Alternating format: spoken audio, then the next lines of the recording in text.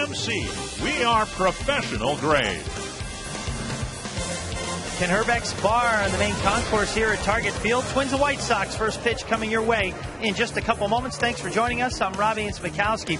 In honor of the Twins' 50th season at Minnesota, they're honoring their 50 greatest. And for the second consecutive night, we're honoring a native son and one of the all-time most popular Twins, Ken Herbeck. And here to tell his story is popular morning radio show host Tom Bernard, who's also a popular Minnesota personality.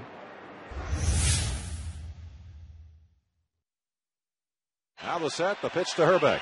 Fastball swung, a long drive. Center field, way back, way back. It is a grand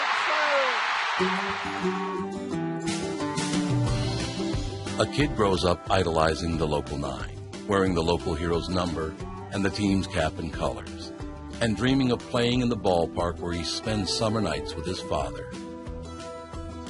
It's such a routine dream that we forget how infrequently it bears fruit. Before Paul Molitor returned to his hometown team to smack his 3,000th hit, and Joe Mauer caught the first pitch at Target Field, Kent Herbeck became the first Minnesota kid to graduate from practicing his swing in his parents' basement in the dead of a Minnesota winter to starring for his Minnesota Twins. And while Molitor made it to the Hall of Fame, and Mauer became perhaps the most popular player in franchise history, Herbeck, between beers, brats, and maybe even the occasional cigarette butt, might tell you that he's the guy with the 2 rings. A bouncing ball, the guy, he has it. Goes to Herbeck, and the Twins are baseball's world champion.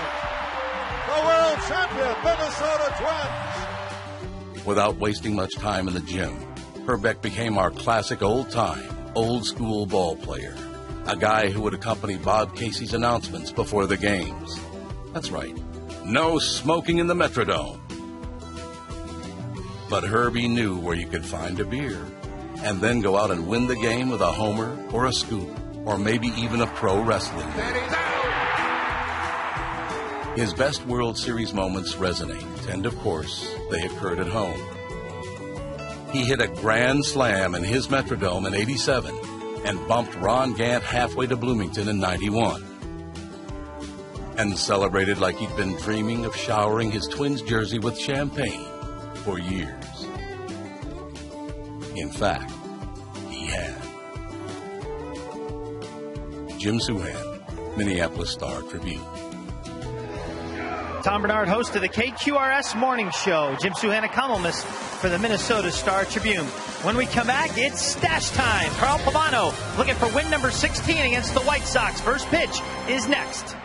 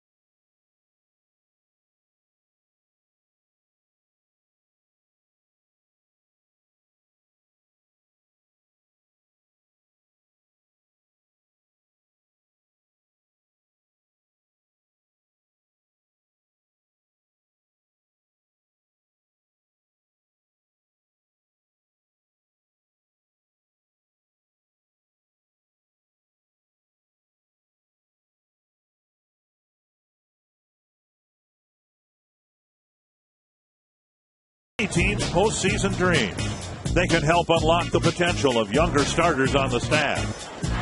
And they could be the stopper to lean on when your team needs a win. Tonight, two of the AL's most savvy veteran starters go toe-to-toe as the Twins try to complete their home sweep of the Sox.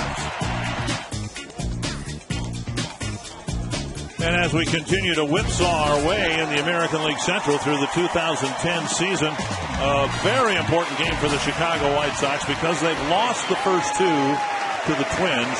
It was 5 weeks ago, just 5 weeks ago, they had a 4.5 game lead on the Twins. And now the Twins have a 5-game lead on them. Yeah, since the All-Star break, the Twins are 24-18, and the White Sox are 16-17 since the break. Ozzie Guillen exhorting Twins fans. And here is his Menards batting order for the series finale. Juan Pierre leading off, continuing to do well against the Twins. Omar Vizquel, Alex Rios, Paul Konerko, Mark Teahen, Alexei Ramirez, Mark Kotze, A.J. Pierzynski, and Gordon Beckham. And the Dodge Ram scouting report on tonight's right-handed starter, Carl Pavano, looking for a win number 16 on the year to tie him with C.C. Sabathia for the most wins in the American League, making his 25th start, his third against the White Sox. Go back to that July 17th ballgame that we talked about. He beat Mark Buehrle in an hour and 52 minutes. Great ballgame on that Saturday afternoon. And Pavano has won 10 of his last 13 starts where he's 13 decisions. He's 10-1 with a 2.63 ERA over his last 13 starts. Northland Ford defense for the Minnesota Twins. Delman Young in left, Denard Span in center, Jason Kubel in right. Valencia at third, Nick Punto in at short. Orlando Hudson, Michael Kadire on the right side of the infield. Drew Buteri catching. Joe Mauer is the designated hitter. Punto giving J.J. Hardy a bit of a break after Hardy had played short a few games in a row, and Punto's got a little bit better numbers against Mark Buehrle. Good to see Nick Punto back in the lineup after being activated off the disabled list where he had that strained left hamstring. There's J.J. Hardy right there celebrating his 28th birthday here tonight, so happy birthday, J.J. Hardy. Juan Pierre with 4 singles in the game last night. Single and a walk the night before that. The Twins have not done a very good job of keeping him off the bases. And Pavano starts him with a strike. And the way that clubs run against Pavano, this is a guy you want to keep off the bases right here. And strike 2. Two good fastballs inside. Pierre looking back at home plate umpire Bruce Streckman saying, hey, hitting that ball inside. And Pavano ahead in the count, 0-2. And now 1-2. Both these pitchers here tonight do a great job of adding and subtracting. A little off, a little on, little off, little on. You very seldom will see Pavano throw 3 pitches at the same velocity. Going back inside again. Side 2-2. And that's what you'll see too. Both these guys excellent control, Pavano and Buehrle. They don't walk a lot of guys. When Butera moves, and see what they want to go right here. And they'll go with the slider. And it's rolled up the line, foul. Here in last night's ballgame, 2 stolen bases. You see the quickness that he able to beat that ball into at first base. And right there, bunting the ball towards short. Even though he stole a couple bases, had 4 hits, he did not score a run. And he starts this ball game with a base hit. So Pierre getting aboard here in the first inning against Pavano. Ahead of him 0-2, worked the count a little bit, and punched another single to center field. And he's a singles type hitter, you know, a slap type hitter, and made pretty good contact on a pitch down and away. Looked like a changeup right there, and just reaching out, and Punto unable to get it. So Pierre aboard, Vizquel at the plate.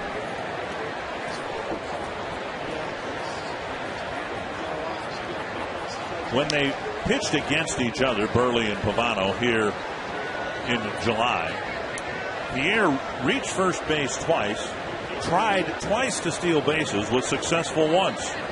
Drew Butera threw him out in the 8th inning of that 1-run ball game. Yeah, Pierre with 47 stolen bases on the year. He's been caught 14 times. And base running against Carl Pavano, 33 attempts, 27 successful stolen bases against Pavano.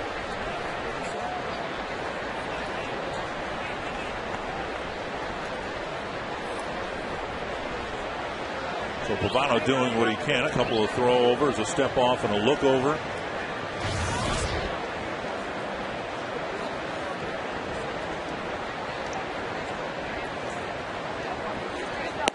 And a first pitch strike to Vizquel. Pavano 2-0 this year against the White Sox in 2 starts, 2 quality starts. We talked about the July 17th ball game. Then he worked here again against Chicago back in May. Ended up winning that ball game. And into right field, Pierre around second on his way to third. So a pair of singles to start the night for Chicago.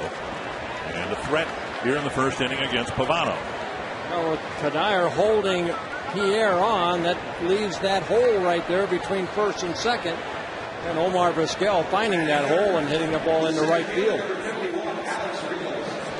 Kind of hard to quarrel with the location of those pitches. The base hit by Pierre looked to be on a pitch down, maybe even off the plate. And that pitch away, and Vizquel hooked it into right field. Here's Rios. Twins will play the infield back. They'd love to get a ground ball double play here. Pavano's gotten 10 of those, and he gets ahead of Rios. Strike one.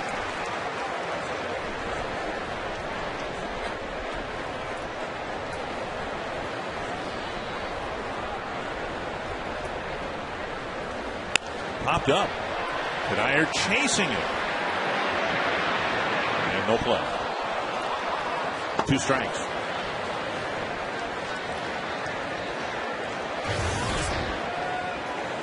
Rios, you can see the numbers, very solid year for the White Sox. Last year, a frustrating year between Toronto and getting traded or claimed off waivers from the Toronto Blue Jays by the White Sox. Pavano, not that much of a strikeout pitcher, about 5 per 9 innings pitched. Pitches more to contact. And Rios taps it foul.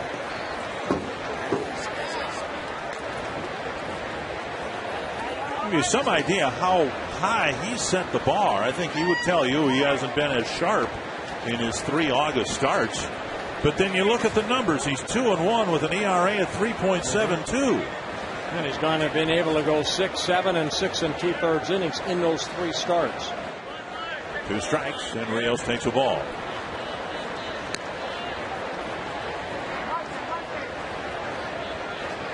Pavano, 34 years old, of course, coming over from the Cleveland Indians last year.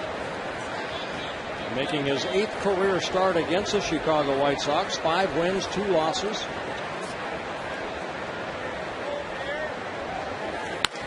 To third, Valencia fires across and gets Rios. A run scores. Another runner advances. Valencia behind the bag. Twins actually got kind of lucky there. That ball looked like a second hop landed close to hitting the base. Yeah, Rios credited with an RBI. He picks up his 68th run driven in. As Pierre makes it a 1-0 White Sox lead. Right down that line. That's the base by about a foot. So the White Sox get a first inning run. Twins scored 4 runs here in the first 2 nights ago. A couple of first inning runs last night.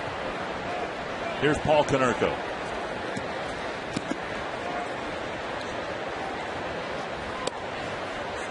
Strike one to all 4 batters so far. Konerko did the damage against Carl Pavano back on July 17th. A solo home run, then an RBI single. And the White Sox put 1 on the board back then. And then the Twins scored 3 in the second off Burley. And then 1 more run allowed by Pavano. And that's the final score, 3-2. 1-1.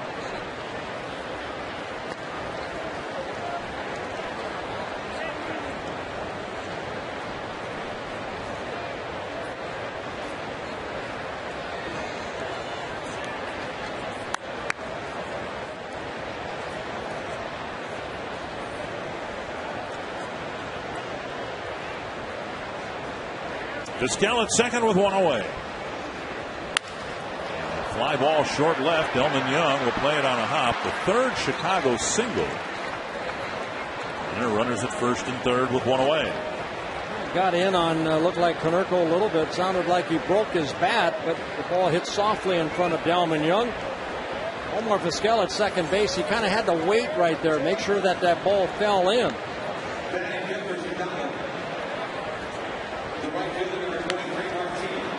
Vizquel holding up. Runners at the corners again, now with one out. Mark Teahen, recently off the disabled list, had a thumb injury. And a changeup hits the outside corner. He missed almost 2 months, just activated on August 13th from the disabled list. Teahen in his first season with the White Sox, getting traded over from the Kansas City Royals. And now 2 strikes. 18 pitches for Pavano, 14 strikes. And he's had a lot of 0-1, 0-2 counts with which to work.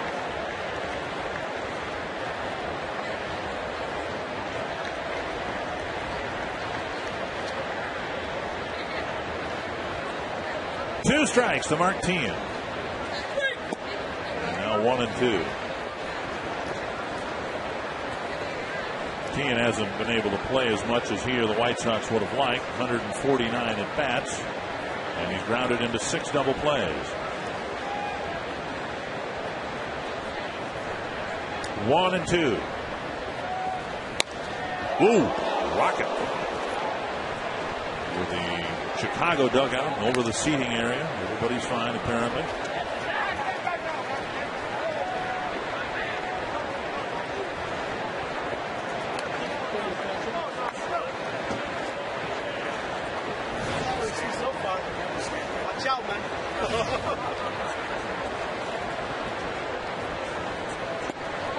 Missed inside, 2-2. I think when Pavano and Burley faced each other a month ago here, we were already in the 4th inning. Well, trying to go back in again with a fastball and just missing. 2-2 to Teahen. And that's going to bleed through. A base hit, 4th single of the inning, and it's 2-0 Chicago, first and second. It's kind of hard to quarrel with any of these base hits. That's a 2-hopper, and if it's hit 15 feet either way, it might be an inning-ending double play. Yeah, White Sox haven't really hit anything real solid yet, but they're finding the holes. Teahen a little out front of himself, but able to hook that ball into right field. Omar Vizquel scores the second run of the inning. Konerko stopping at second base. 4 hits, all singles. And here's Ramirez with 1 out.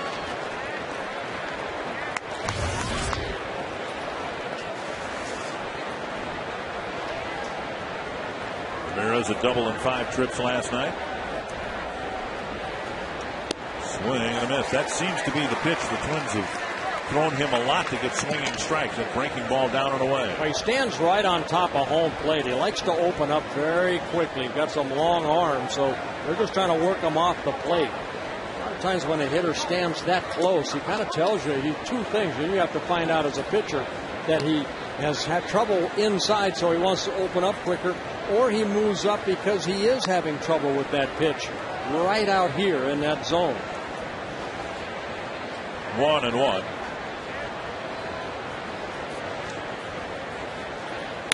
There's a grounder to short.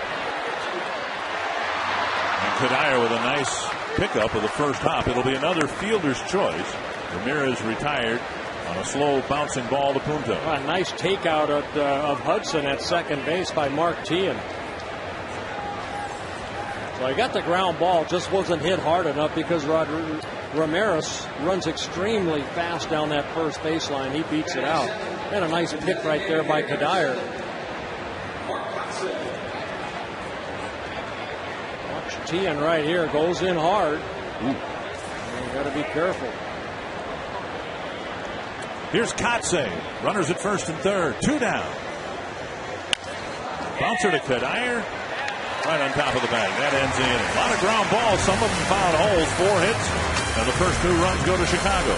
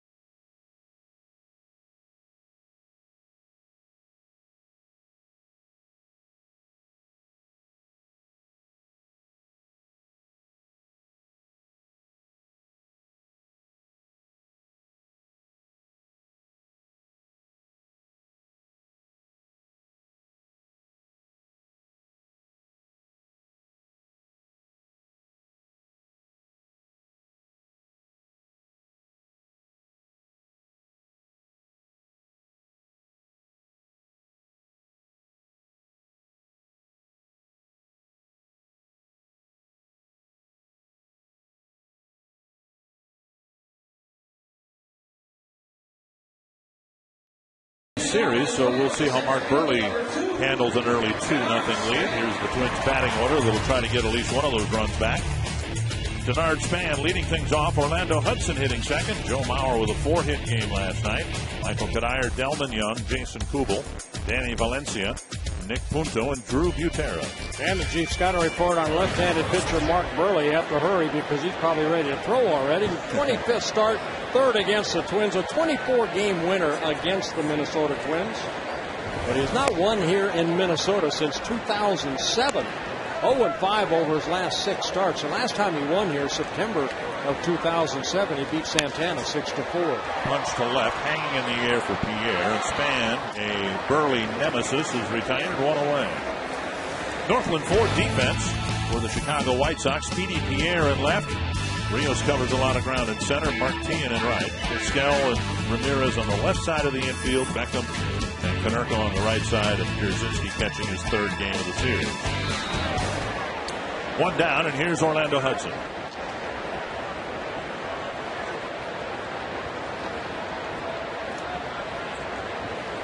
Hits and runs aside.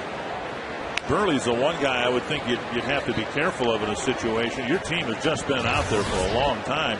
And if you're not careful, he can get the White Sox off the field in about 5 pitches. There's 3 pitches and 2 outs.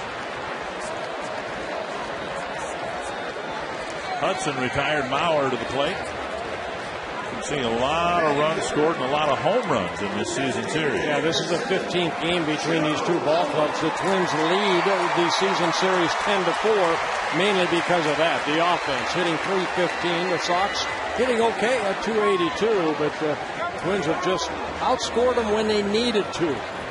It's our Lincoln Mercury key stat. Joe Mauer at the plate.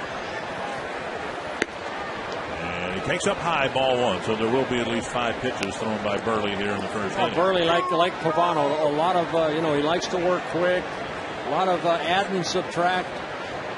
Great changeup. 1-1.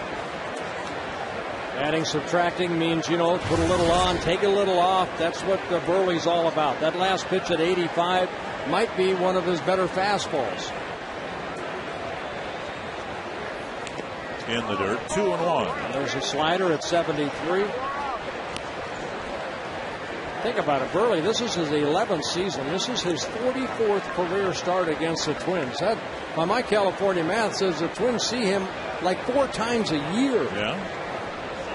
24-game winner, that's the most against any opponent. Up the line and a foul ball, 2-2. It was a year last year, maybe the year before, the Twins didn't face him until the very end of the season. Just something that happens. It happened last year. Zach Greinke, the Twins didn't face him until mid-September and then faced him twice. Yeah, and then one year, I remember the Twins faced him 6 times, like John Danks might this year. That floats low in the dirt, 3-2 with Cuddyer on deck. One more series between these two ball clubs, and it's in the middle of September in Chicago.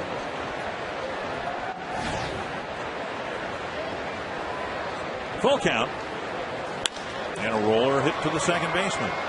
Burley ends up throwing 9 pitches, but he's got a 1-2-3 first. The White Sox have a 2-0 lead.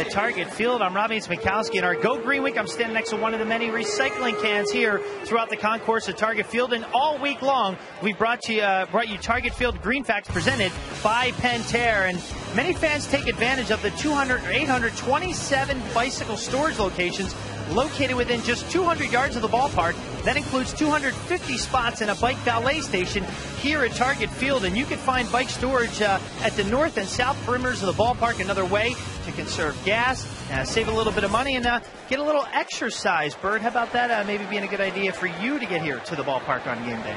That'd be very nice. Once I get my hip done, I will be riding my bike. 1 strike to Pierzynski.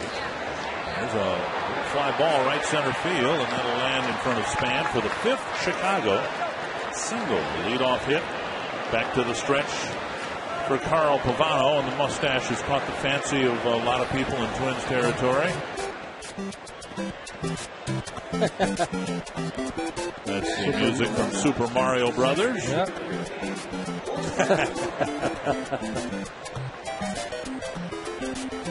Everybody thinks he looks a little bit more like Luigi. A little thinner. To Valencia. To Hudson. 1 pitch takes care of the single. And Pavano, with the Mario Brothers theme music, gets a quick double play here in the second. Yeah, good pitch right there in on Beckham. Beckham, a guy that likes to swing the bat early. And a nice little one-hopper to Valencia. Good feed over to Hudson. And Hudson this time getting out of the way, completing the double play. Now the pacing, more what we were accustomed to right after the All-Star break. Burley had a quick inning. Now Pavano gets a couple of quick outs. And Pierre, who started that first inning 4-hit assault by punching a single to center, comes up with the bases empty and 2 out in the second. And 2 strikes.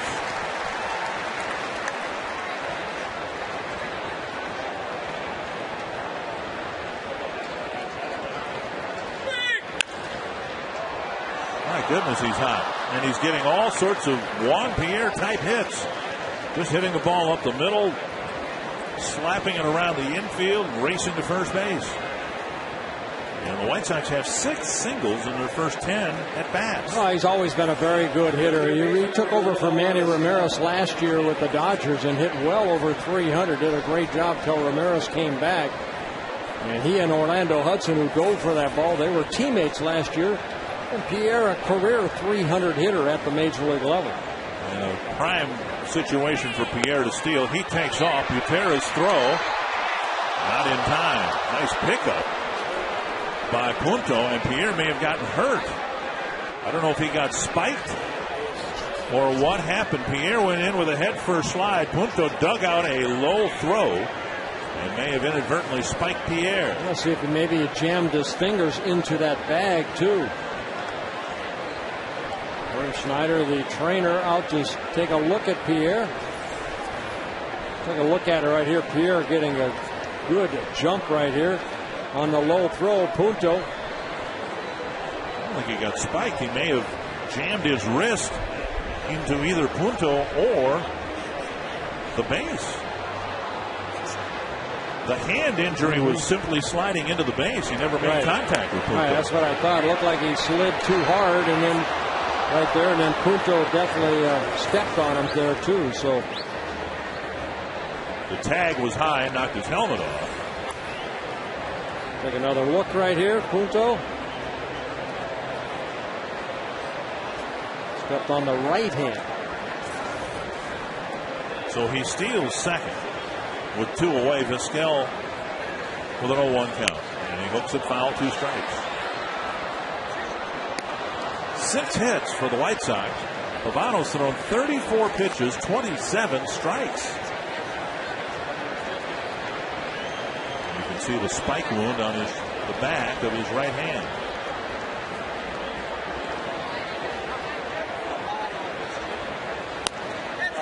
And Vizquel stays alive.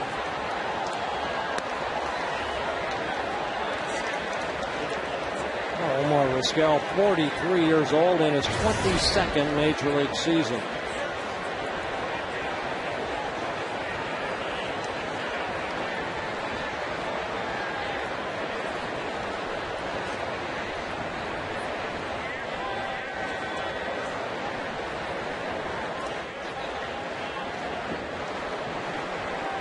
Twins down 2-0.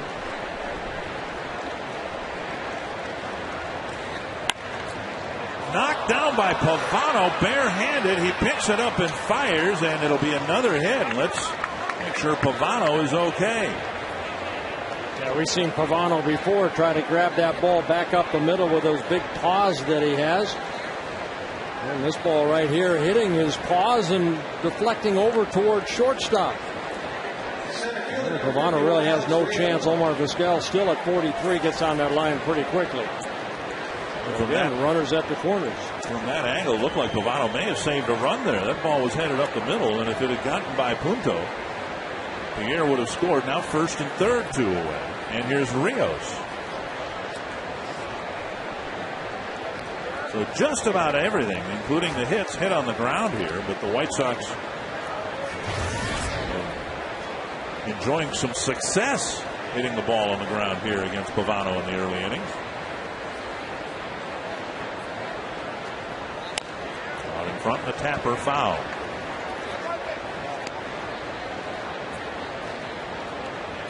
So after a 4-hit first inning, the White Sox have gotten 3 singles in the second. But Beckham bounced into a double play on the first pitch he saw. Well, no trouble getting the first pitch strike for Pavano. 12 for 12. Going to get a big out right here. He's still, even though they have 7 hits, only 2 runs so far. So you want to get out of this inning. Baseball brought to you in Sony High Definition.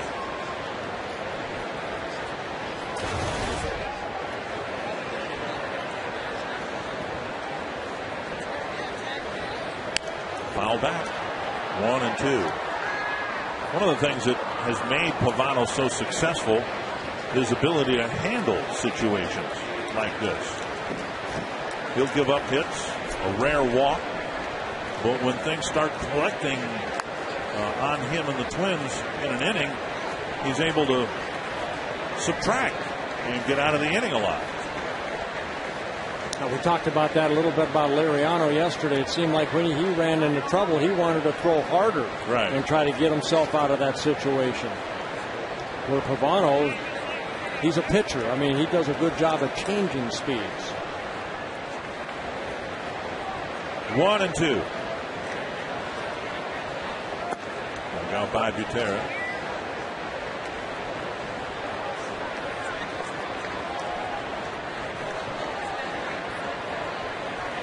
Sometimes pitching is like driving in the wintertime in Minnesota. When things start getting a little dangerous, you need to take your foot off the gas pedal instead of putting it on.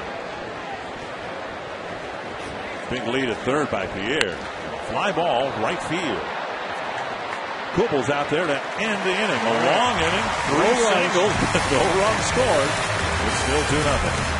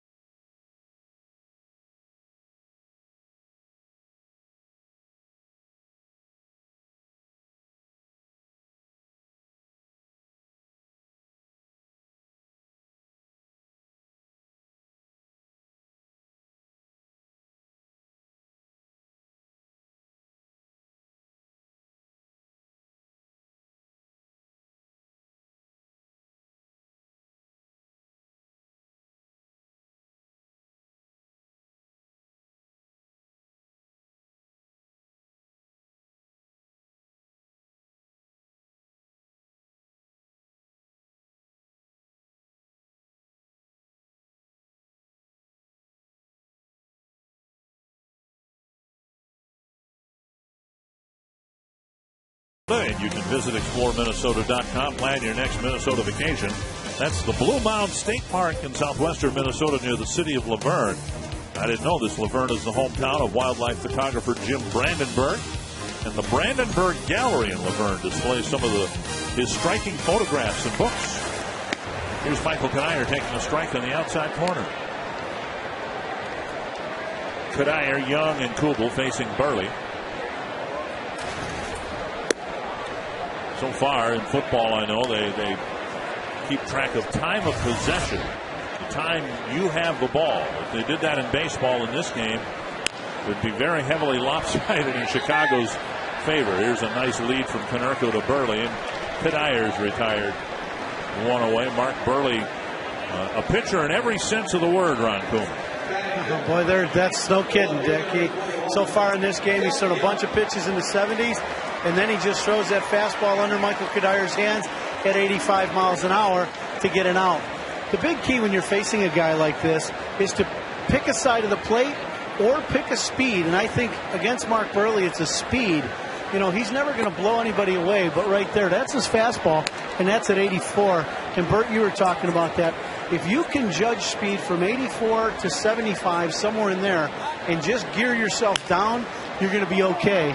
But if you start swinging at everything, we are going to lose. They're going to win time of possession, and we're going to lose this game.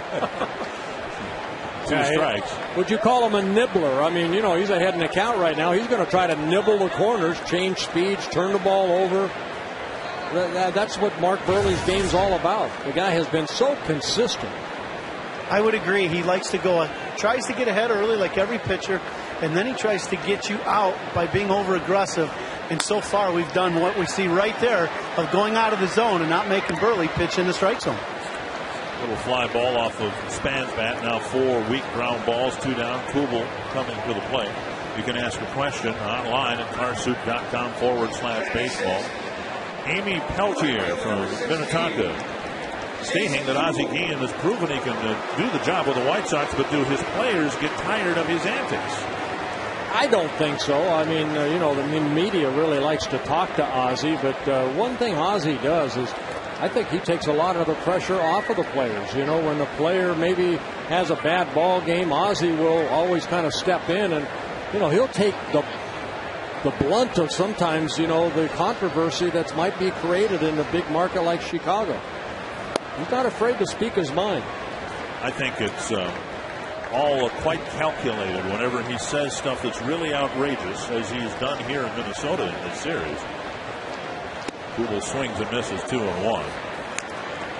And all that's been written about in Chicago, the quotes from the manager, and less has been written about how the White Sox are really, really struggling right now. Yeah, Ron Coomer?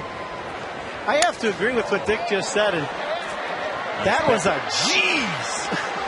Kubel really got jammed on a 2-1 half swing. Burley bounces off the mound, makes a nice fielding play, and another 1-2-3 inning.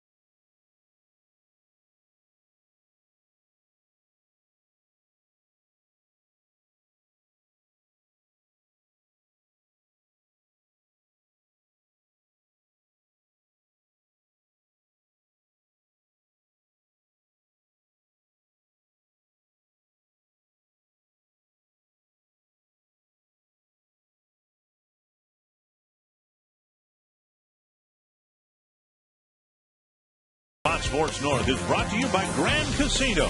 The best stories start here. By Lincoln Mercury. Visit your local Lincoln Mercury dealer or go to experiencelm.com. And by AT&T. Find out what's possible with the nation's fastest mobile broadband network. AT&T. Rethink possible.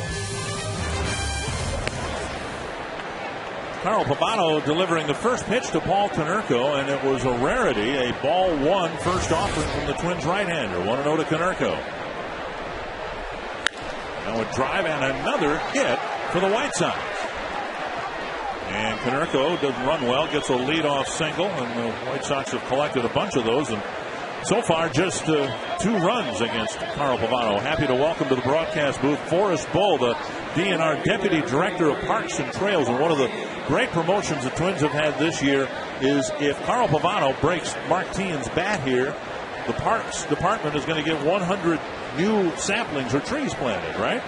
That's correct, Dick. And Bert helped me plant the ceremonial first tree last week.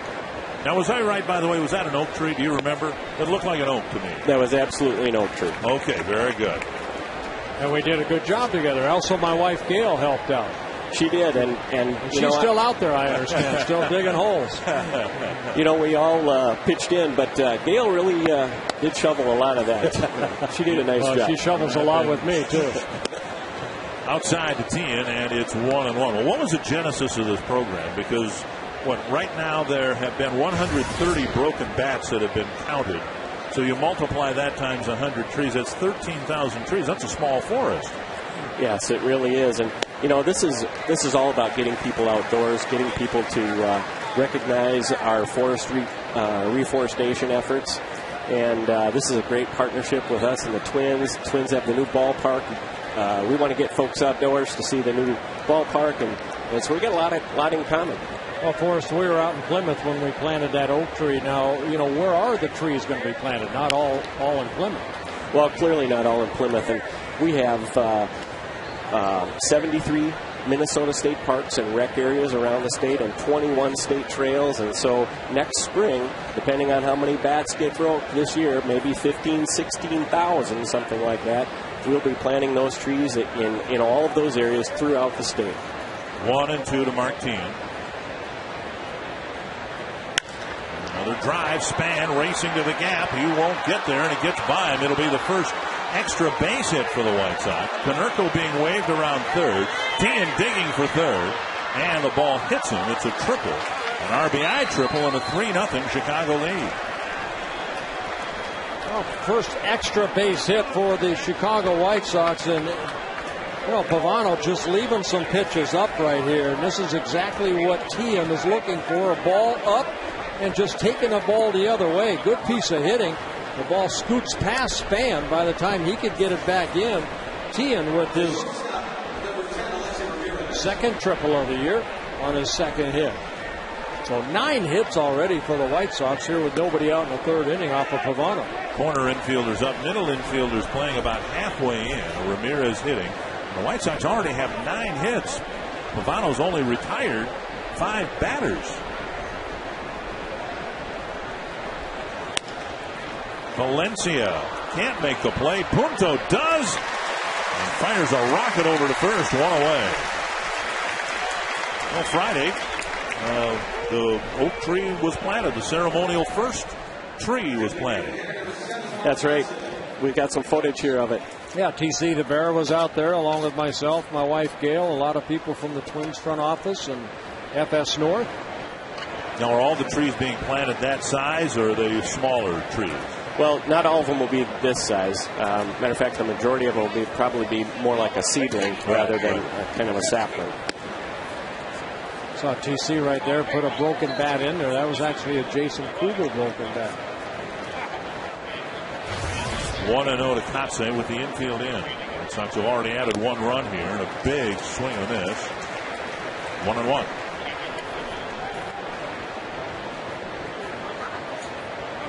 The Twins a couple of nights ago got a short start from Scott Baker last night. Short start from Francisco Liriano. Right back to Pavano. He looks teeing back and throws out the runner, 2 down.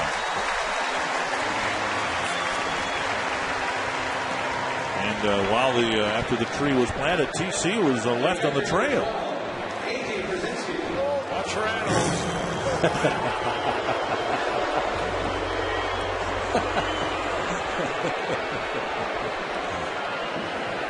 Here's Pierzynski.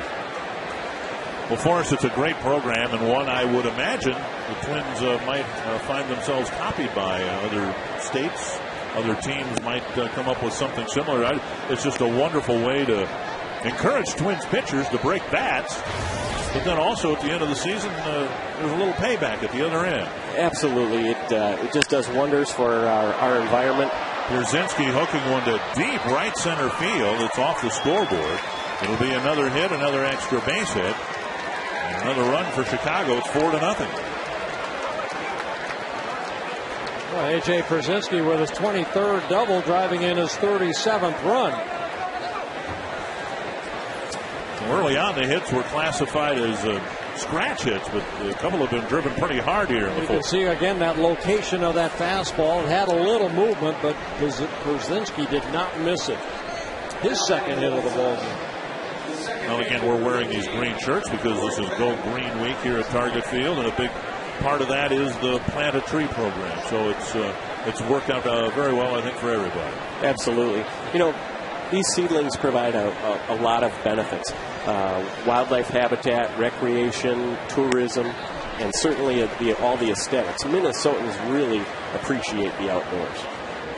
I got to ask you about your first name, Forrest. Were you always meant to be in the Parks and Rec, or Parks and Trails type of environment with that first name? Well, as a matter of fact, my father was a DNR forester. Oh, okay. And so probably right from the get-go, I was destined, and so that's where I ended up. Living the dream. 2 strikes to Gordon Beckham, who hit into a double play his first time up. A rough start for Pavano. A couple of first-inning runs, a couple of more here in the third. And now Beckham strikes out to end the inning. 2 times through the batting order, the White Sox have 10 hits, 4 runs, and our thanks to Forrest Cole for stopping by the booth. Thank you for having me. Forrest, thank you.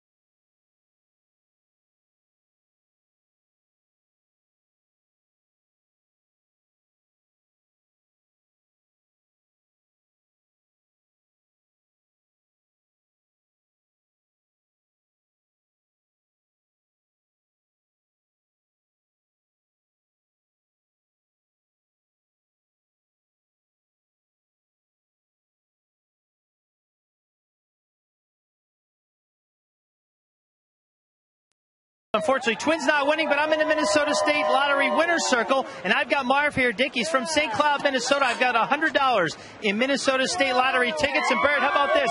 He's got his wife, his kids, his in-laws celebrating his 70th birthday hanging out here at Target Plaza. I know you got a bum shoulder here, Marv, but how much fun is this? 99, 100% plus. 99, 100% plus. I don't know how much higher we could get than that, but he's certainly having a good time here at the ball game, Bert.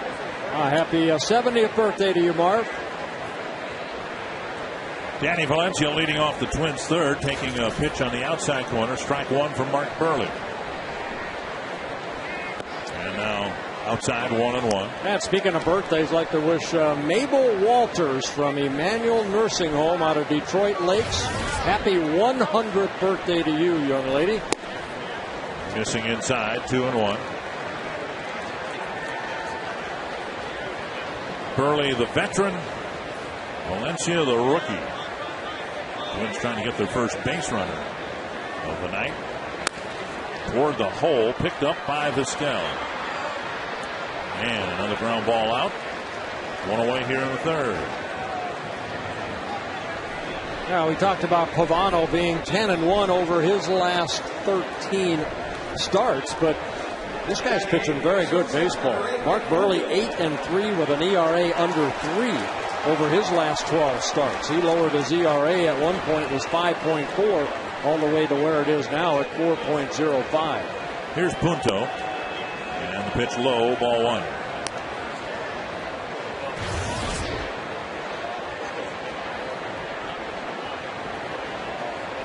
I don't think you can possibly work faster than Mark Buehrle does. Kevin Slowey's tried. He's really picked up the pace.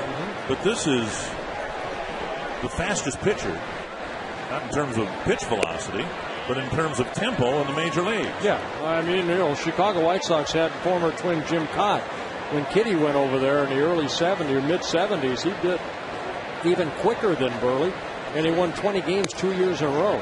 One thing about Mark Buehrle, he has been consistent. He's good for 200 plus innings a year. He's good for 10 or more wins a year. He just goes out there and he just stays healthy, and he gives you good quality innings. Punto's taken 5 pitches. It's a full count. 146 major league wins for Mark Buehrle, 106 losses. Ooh. Buehrle got the call on the outside corner. Punto doesn't agree, and he'll have a word or two with Bruce Dreckman. First strikeout for Buehrle. You see AJ sitting outer half of the plate. Pretty good pitch right there for his first strikeout. Some concerning news from Vikings practice today. Wide receiver Percy Harvin collapsed at practice and left the Eden Prairie complex in an ambulance. Ann Carroll has reaction from head coach Brad Childers, Jared Allen, Ben Lieber, and Adrian Peterson right now on FoxSportsNorth.com. Brad Childers said Harvin is alert, resting comfortably, but will remain in the hospital overnight. Here's Butera with 2 gone in the third. Ball one, now ball two.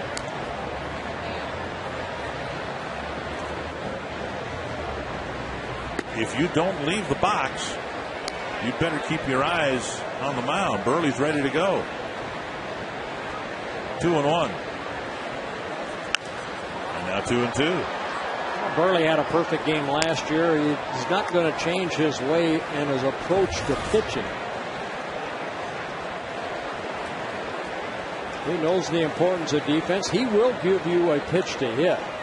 He's not, a guy that is going to blow you away. He's going to just try to hit all the corners and change speeds. A fastball that's been clocked as high as 85, 86 miles an hour, and then he'll turn it over for a 74-mile-an-hour changeup. He'll mix in a slider. Punto ran the count full. Now Butera does. And a drive to center, and Butera has the first Twins hit. A sharp single to center, working the count. Finally pulling the trigger on a swing. And cracking a single to center field. Now Buehrle will go from the stretch position for the first time tonight. Yeah, Butera, of course, has been Pavano's personal catcher, and he's starting to get some hits. 6 and now 7 hits in his last 19 plate appearances for Drew Butera. Here's Span. Normally he's had pretty good success against Buehrle. Hit a fly ball to left his first time up tonight. And there is strike one. With the out in the first, Span still hitting over 400 against Buehrle with a couple of home runs. Span hasn't distinguished himself as a power hitter, but he's taken Buehrle deep twice. And now he hooks it foul. 2 quick strikes.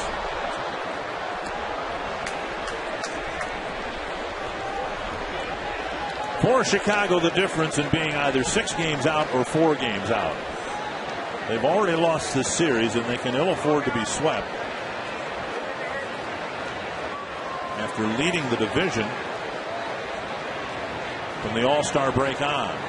2 strikes. Busted bat. A little bouncer to second. That'll end the inning. The Twins get a hit and a base runner.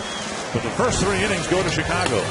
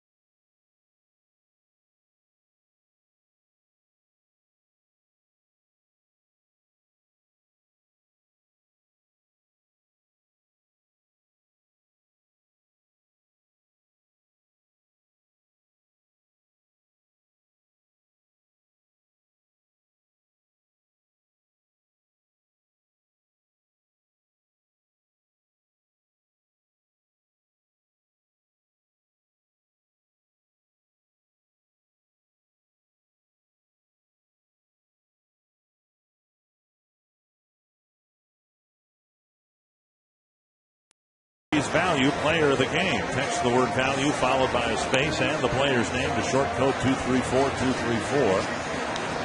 Joe Mauer with the bulk of the votes, probably based on his 4-hit night last night and the fact that he's a very, very good hitter. We'll have the final results during the Twins postgame show. Well, Carl Pavano's already had to pitch through the Chicago lineup twice. Yeah, that's not good when you're going into the 4th inning. Here's Pierre. He's singled a couple of times, scored once, and there's strike 1. A lot of hits for the White Sox in the Grand Casino story of the game. Chop to the right side, and Cuddyer will beat Pierre to the bag, and he's finally retired. Well, here's some of our fans in the Circle Me sections tonight. And there you go. You are hereby circled. And if you'd like to be circled with your sign, go to foxsportsnorth.com and click on the Circle Me Burt tab and tell us why your sign should be circled for a chance to spend an evening in the broadcast booth. The better the sign, the more likely you will be circled. Winning sections will be announced the morning before each game on foxsportsnorth.com and KFAN.com. Well, now, to be perfectly honest, it's 1 inning in the booth, right? You don't get to spend the whole evening here. One inning. 1 inning. And the good part is it's one of the ball games that we're here. It's not a road game. That wouldn't be nearly as much fun, I wouldn't think. Here's a fly to left. I mean, if we're in Cleveland and some fans are in the booth here and no one else is here, it can't be a whole lot. Maybe it's more fun. I don't know. Might be. 2 down here in the 4th, and Rios coming to the plate. Twins in the inaugural season here at Target Field winning at a 66% clip. In 1987, when you guys won the World Series, they won at the Dome at a 69% clip. The record for the Twins, 1969 at Metropolitan Stadium, they won at a 70% clip. Bouncer left side, a much better inning for Pavano as Punto digs it out, throws out Rios, and Pavano has a 1-2-3-4.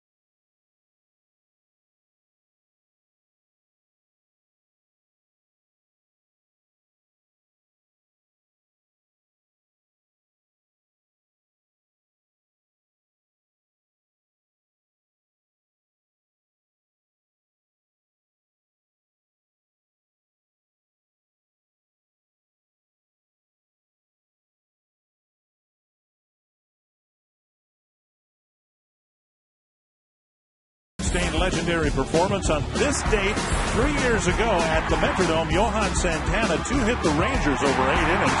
He struck out 17 and established a Twins team record for strikeouts in a game. Designated hitter Sammy Sosa got both hits for the Rangers.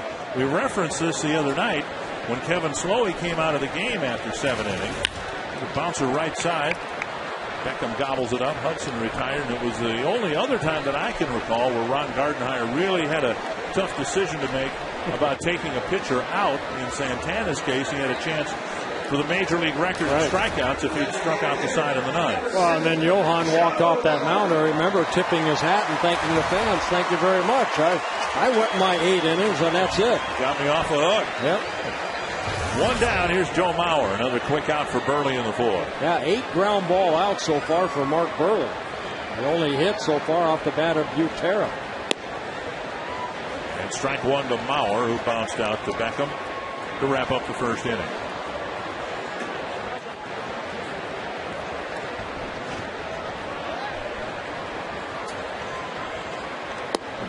The White Sox are hoping that there's a little more left in the tank for Burley here toward the end of the season. They finally got him to do an off-season conditioning program for his shoulder.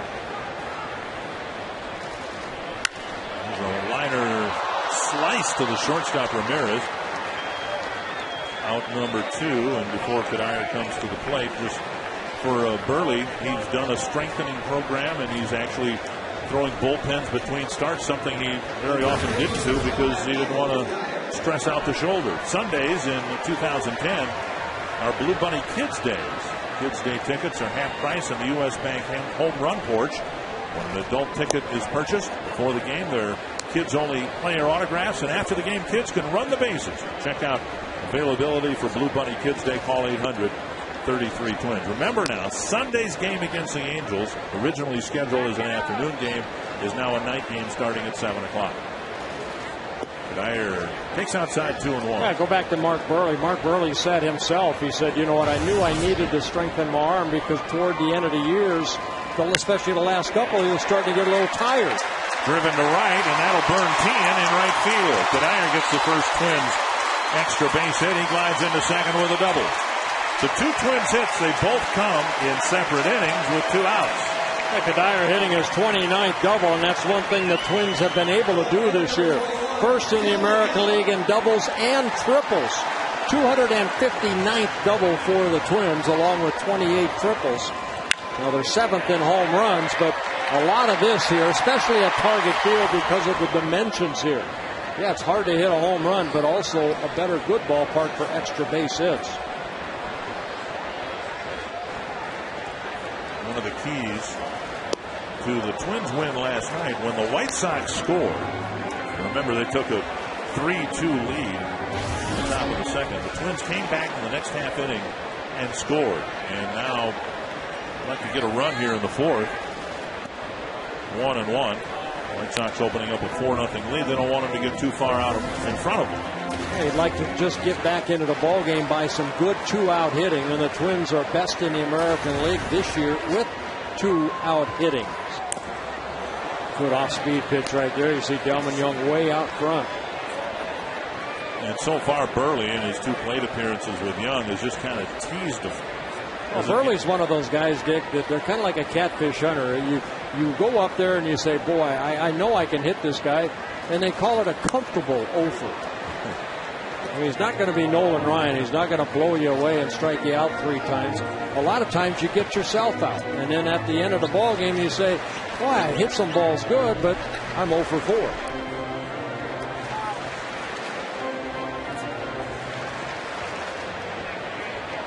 One and 2 to Young with Cuddyer at second. 2 gone. Here in the bottom of the 4th. On the ground. Kicked by Ramirez. Cuddyer rounding third, and now he's hung up. He tried to stay in the rundown, but with 2 outs, not much he can do.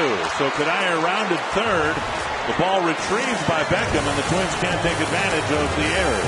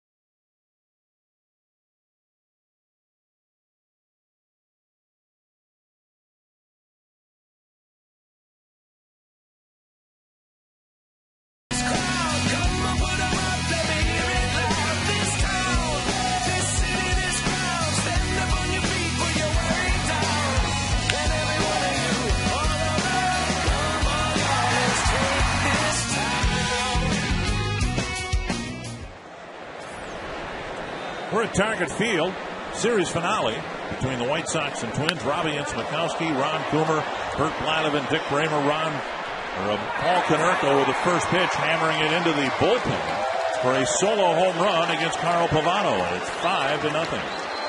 Yeah, Pavano again trying to get ahead, but leaving a pitch up. And Konerko, for the second time this year, takes Pavano deep. His 31st home run of the year. And for Pavano, his 16th home run allowed. Take a look at that again, the location pretty much right down the heart of the plate. Konerko, very strong individual, hits it into the bullpen area for a solo home run, and it's a 5-0 White Sox lead. 11 hits for the White Sox, Ron Coomer, against Carl Pavano, and a lot of the Chicago hitters jumping on the first fastball they see.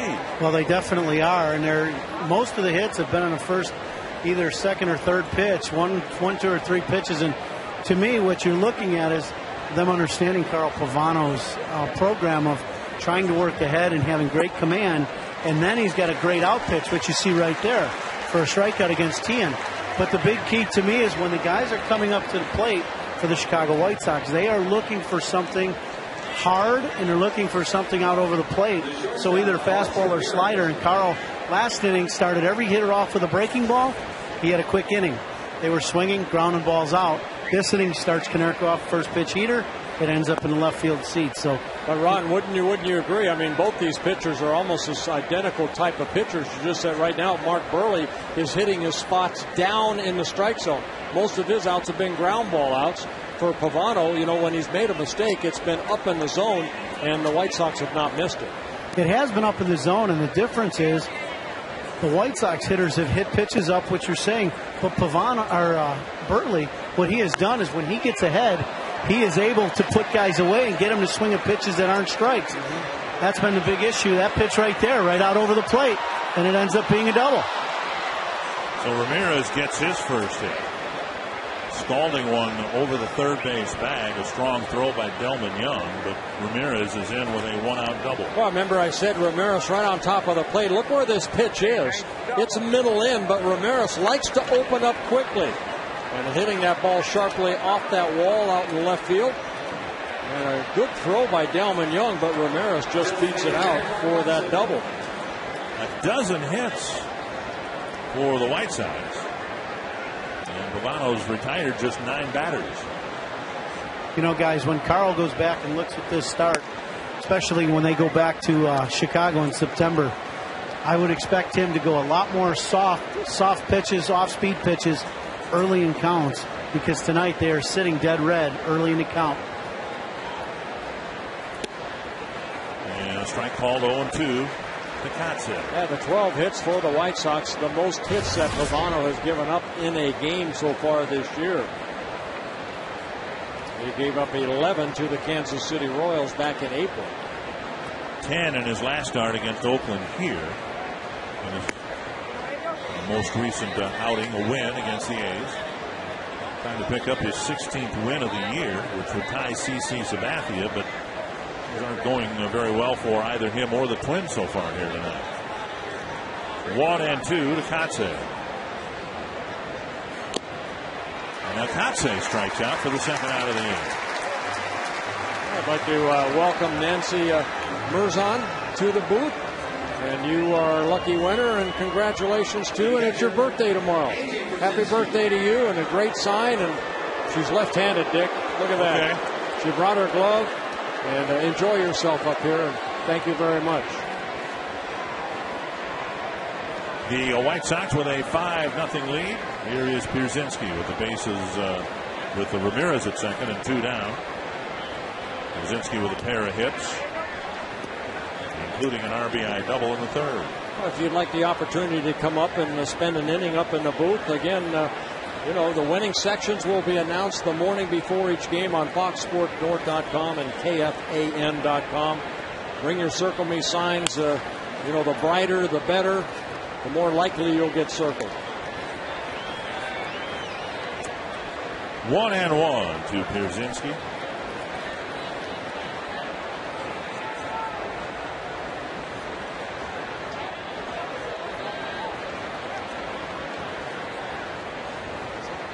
Perkins warming up.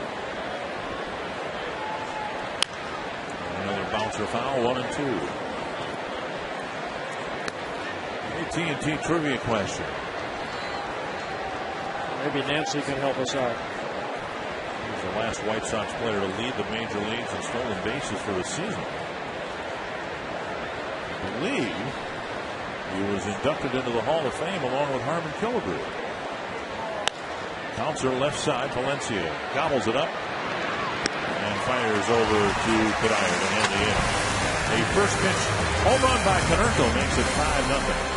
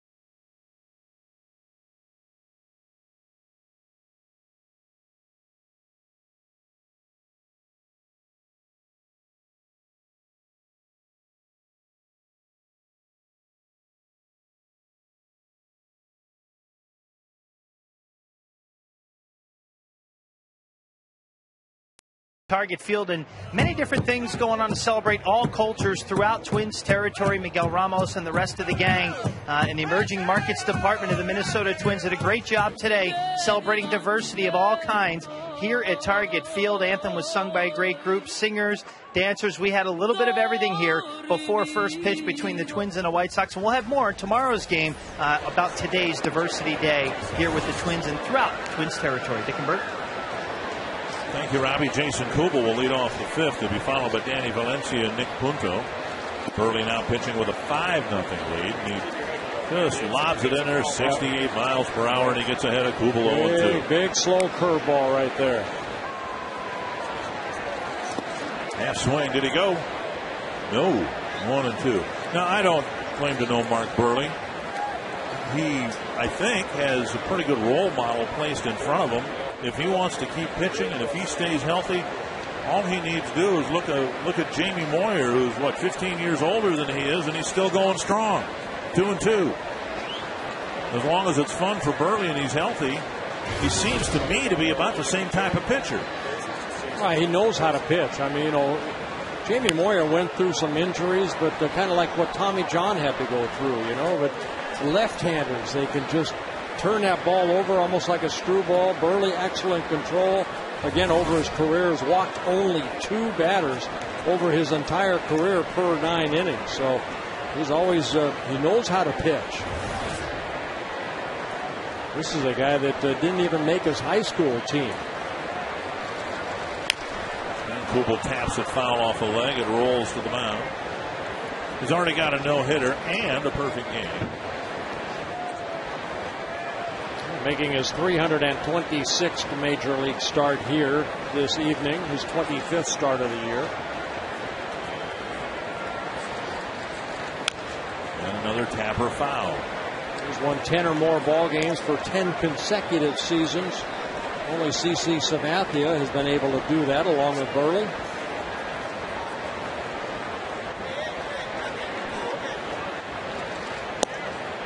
Kubel battling Burley here, leading off the fifth. Twins would love to build something. They have the makings of something going with 2 out in the fourth, but in and out on the bases and couldn't take advantage of the Ramirez error.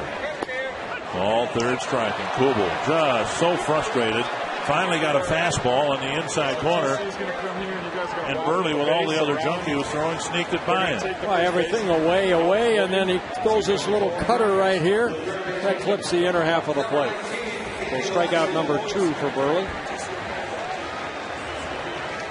You can join Fox Sports North at the Minnesota State Fair August 26th through Labor Day.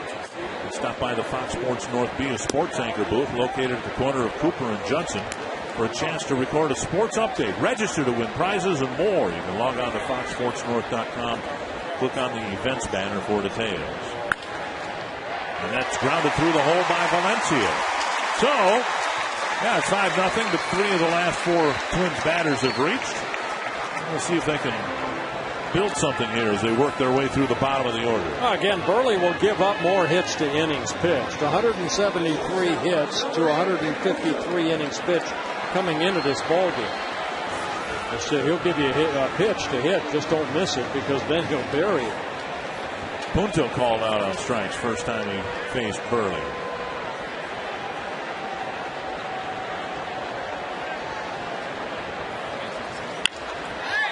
Serves it to right field. And Valencia checks in at second. So starting with Kadayer's double with 2 out in the 4th. 4 of the last 5 batters have reached. There's 1 out and 2 men on.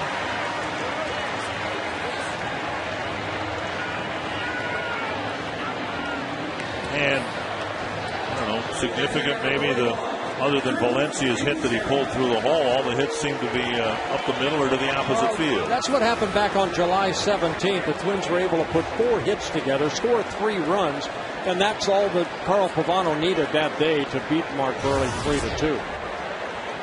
So you hope that you can string some hits together, and the Twins hoping right now to get back into the ball game by some good hitting. Butera battled Burley, worked the count full, and then drilled a single to center for the first Twins hit back in the 3rd inning.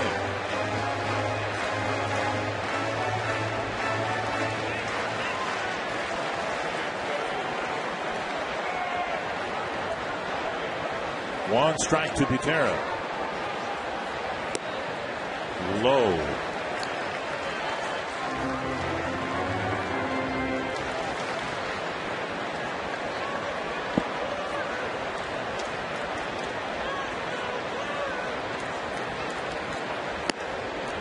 Breaking ball that hits the corner. 1-2.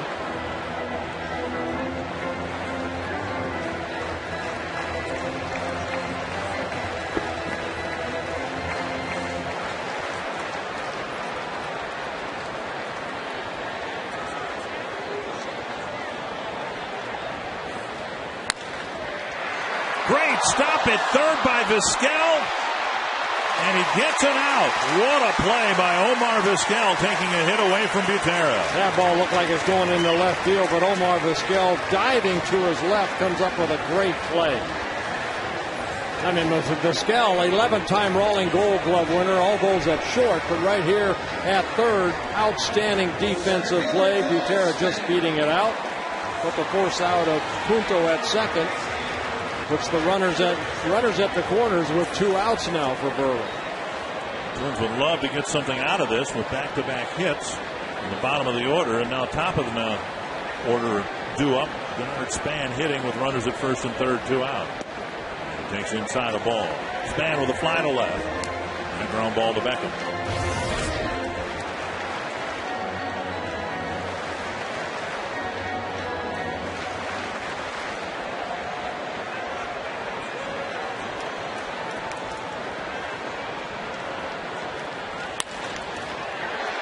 Ramirez will go to the bag to end the inning. The Twins get a couple of hits, leave a couple of men out, and it's still 5-0.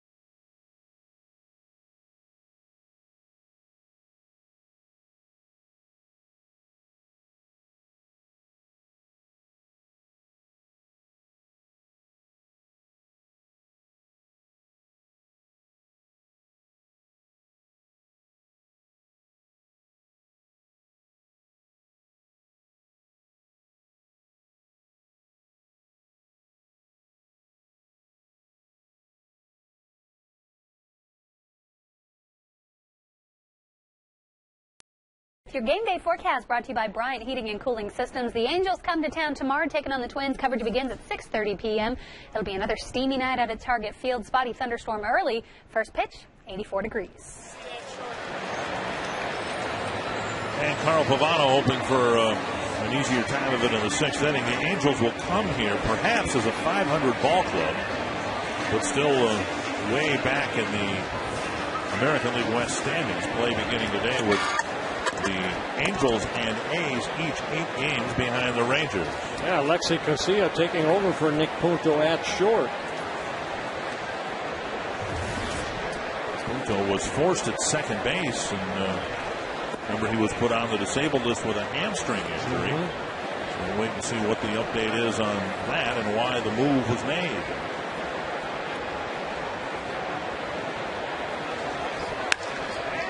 Another hit for the White Sox. Beckham gets his first. And in 6 innings, the White Sox have had leadoff hits in 5 of them.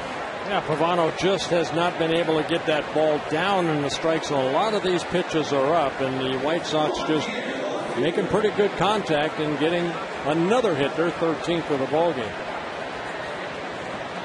Again, the fastball of Pavano, we'll take a look at the location of the pitch to Beckham, was just up, and Beckham took it the other way. Pierre squares, takes low, ball 1. Take a look at this pitch right here to Beckham. About thigh high, and Beckham, the inside out swing, gets his first hit.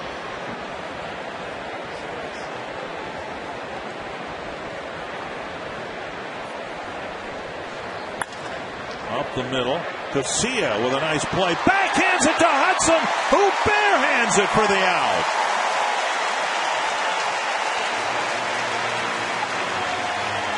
What a great play by Alexi Casilla, just taking over for Nick Punto at short.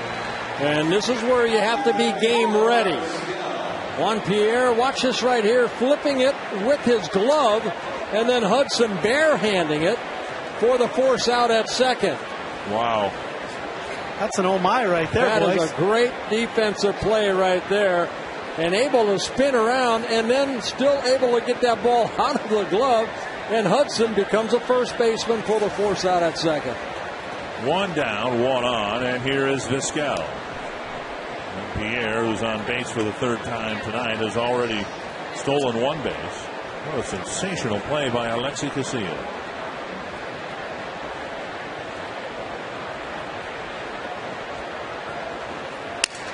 To right field. Kubel with a running catch and a quick throw to first. Got him a double play. So the Twins defense helped Pavano through the 6th.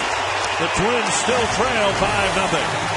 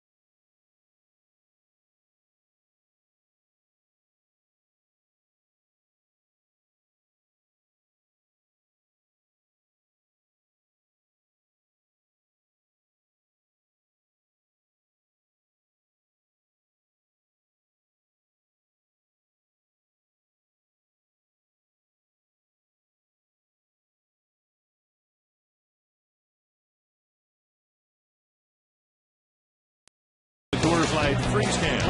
Pavano has given up 13 hits, and a lot of the pitches have been just a little bit up in that strike zone. You can see A.J. Brzezinski when he hit his double. That ball up, and then Paul Konerko off the home run pitch. The ball up in the strike zone. Defrost Brew Coors Light freeze can. Orlando Hudson will lead off the sixth. Twins trying to get something on the scoreboard against Burley. There's ball one. It'll be the 2, 3, and 4 hitters. Hudson, Mauer, and Kanier.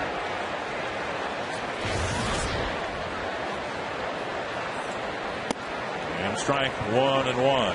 Let's play it first. What a great play right there. Pierre diving back. You can see, first base umpire Paul Emmel calling him out. But what a great play by Jason Kubel. Came charging in and all one motion, put something on that throw to get the out at first base, the double play. Great play behind the second base bag by Garcia and Hudson. Now a nice play getting a line drive double play. 1 and 2 to Hudson. 2 and 2. I found it interesting what first base coach, outfield coach Jerry White had to say about Jason Kubel, that Jason Kubel, he thinks, might be one of the best outfielders that the Twins have because of his ability to, cover a lot of ground. And Jerry White praised Jason Kubel not only for that great catch the other day, but the way he goes about his business out there. Quest high-speed pitch brought to you by Quest high-speed internet. Yeah, Burley clocked as high as 87. Boy, he's really pumping it up. And Carl Pavano at 92, but Burley, he's a finesse-type pitcher. He just does a great job of pitching. Bauer's 0 for 2. Bouncer to second, liner to short. Now a liner to center. And Rios makes a knee-high catch. So Bauer stung the ball his last 2 times up for outs.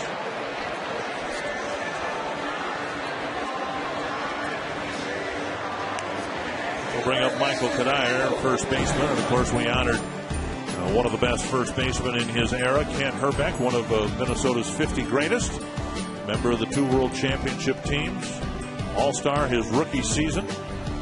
Yeah, great guy, great teammate, Kent Hrbek. Guy loved to play the game of baseball and always came in with a smile on his face. And if you were in a bad mood, you weren't after you were around Kent Hrbek. Brontosaurus Rex. 2-0 to Michael Kanier, who cracked a double last time up.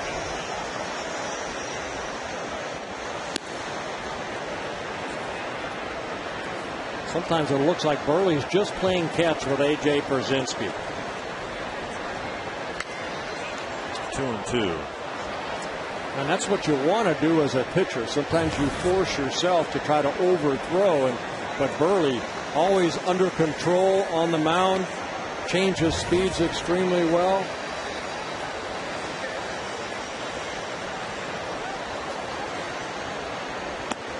And he strikes out Kanier and comes back with a 1-2-3 6th inning.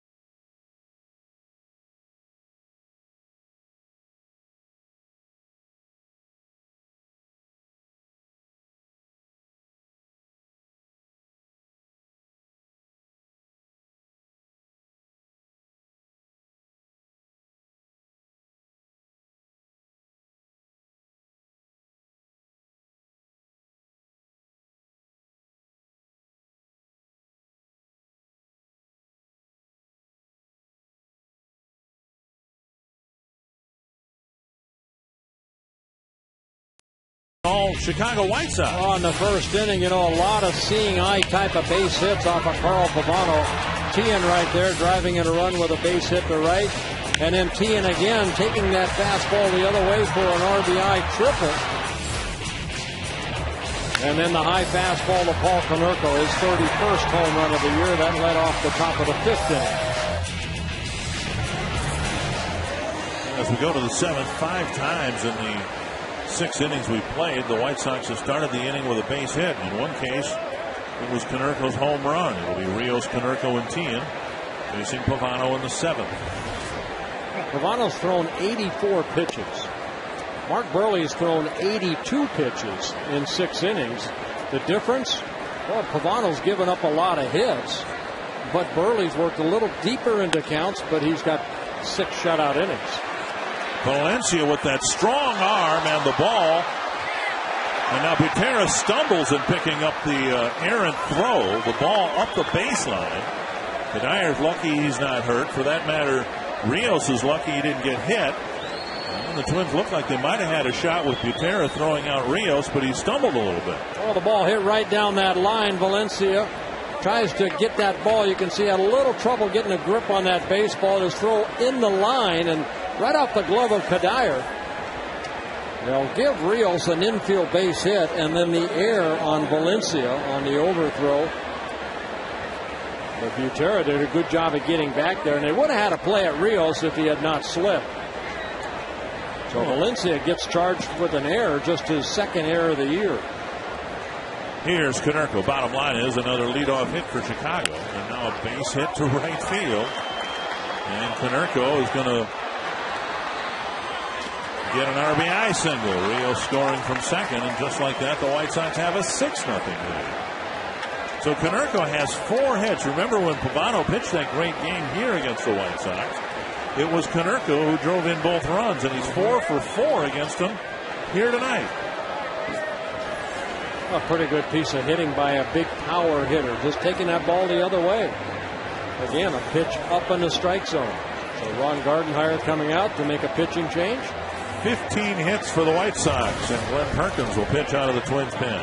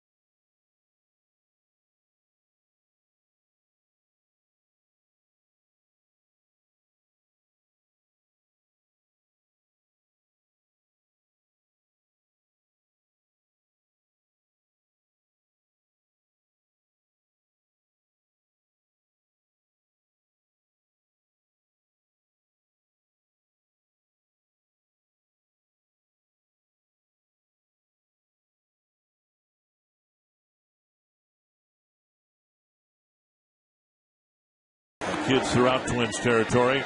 Twins are going to help you get ready for the school year by holding Target's back to school weekend. And it's this weekend when the Twins host the Angels. Coming up Saturday and Sunday, the first 5,000 kids 14 and under will get a Twins lunch pail and drawstring backpack. To check ticket availability, call 833-TWINS or visit twinsbaseball.com. Always your favorite time of the year with just a couple weeks left before the school year. You can imagine the anticipation you felt this time of year as a young lad in California. Always look forward to school. English class, math class. I enjoyed math. That's about it. My California math, of course. Well, here's Glenn Perkins making his 3rd appearance. He did make one start when he got called up from AAA Rochester. Pitched here a couple nights ago and did a very good job. 1 1/3 innings. He threw 17 pitches. Got a big double play ball when he first came into the ball game. You know what? And the Twins are, I think, in this series very lucky that they've won the first 2 ball games, because the starting pitching for the Twins have not been very good. Here tonight, it's Mark Buehrle. That's the story so far. Carl Pavano, the most hits he's allowed all season long in one outing. And so Perkins comes in and promptly gives up a base hit. And the 7th inning starts with 3 straight hits. And Tien picks up his 3rd hit of the ball game.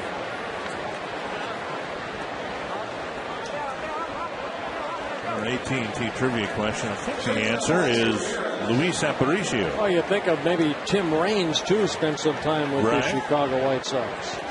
There it is, Aparicio, 53 stolen bases back in '61.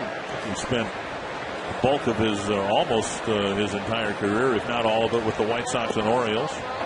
And he was inducted into the Hall of Fame in 1984 with Harmon Killebrew, Rick Farrell, Don Drysdale, and Pee Wee Reese. Alexei Ramirez, nobody out here. 16 hits for the White Sox. And a 6-0 lead. Well, they definitely have their hitting shoes on here tonight. Inside. Perkins is a guy who hit Carlos Quentin twice and drew the ire of manager Ozzie Guillen, who thought that Perkins hit Quentin at least the 2nd time on purpose. Well, Quentin a lot like Ramirez. I mean, they stand right on top of home plate.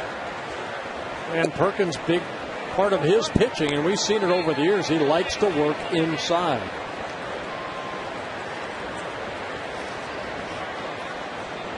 Look, not just up on the front of the box or close to home plate, but way up on the front of the batter's box. Not a big stride, just utilizing those hands. Kind of picking up that left foot and putting it straight down. 3-1.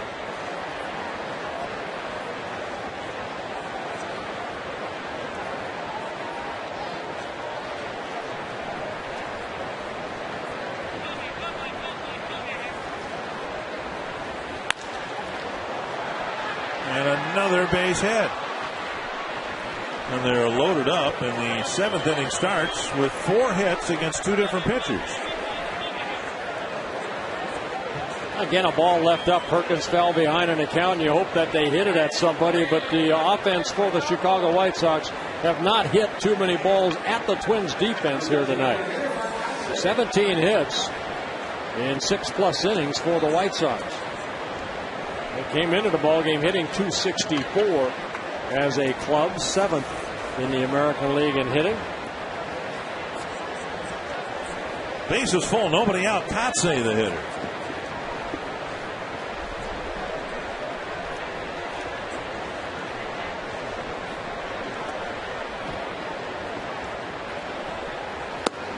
So much talk during this series and before the series even started, most of it coming from the Chicago side, about what the White Sox needed to do in this series.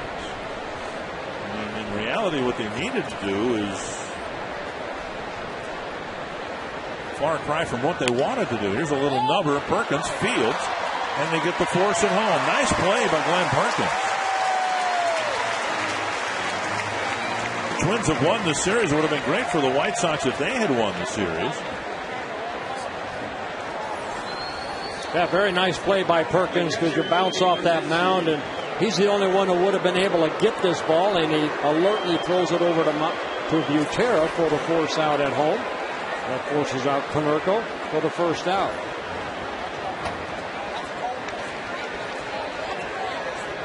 Here's Pierzynski. A couple of hits already. Bases loaded. Perkins would love to get him to hit a ground ball at somebody and get off the field. If the White Sox win this game, they've lost the series, and they're only 4 games out. It's a little early to call anything a must-win series.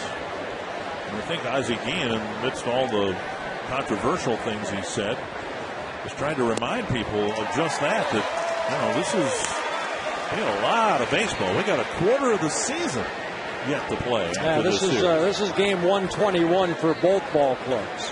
162 ball games in the schedule. And for the Twins, 163 the last couple of years. And and Valencia will come. Well, they'll fire to first. He looked at home plate and saw the tee and was only about 15 feet from Butera. So he got the out he could at first. And Brzezinski will get his second run driven in the ball game. Again, it looked like Valencia had a little bit of trouble finding the handle on that baseball. Kind of an inside-out swing. Danny Valencia comes in. Thought about it. You can kind of see just kind of fighting that ball to get a good grip on it. Thought about it, but then able to get the out at first base. So a 7-0 lead for the White Sox. Beckham taps it foul.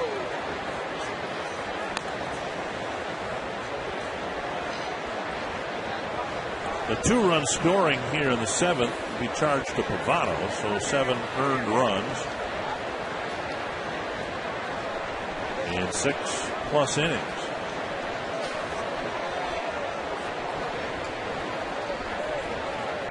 And that's getting back to your point. Starting pitching for the Twins has not been good at all in this series. The Twins will end up winning at least 2 games in this series.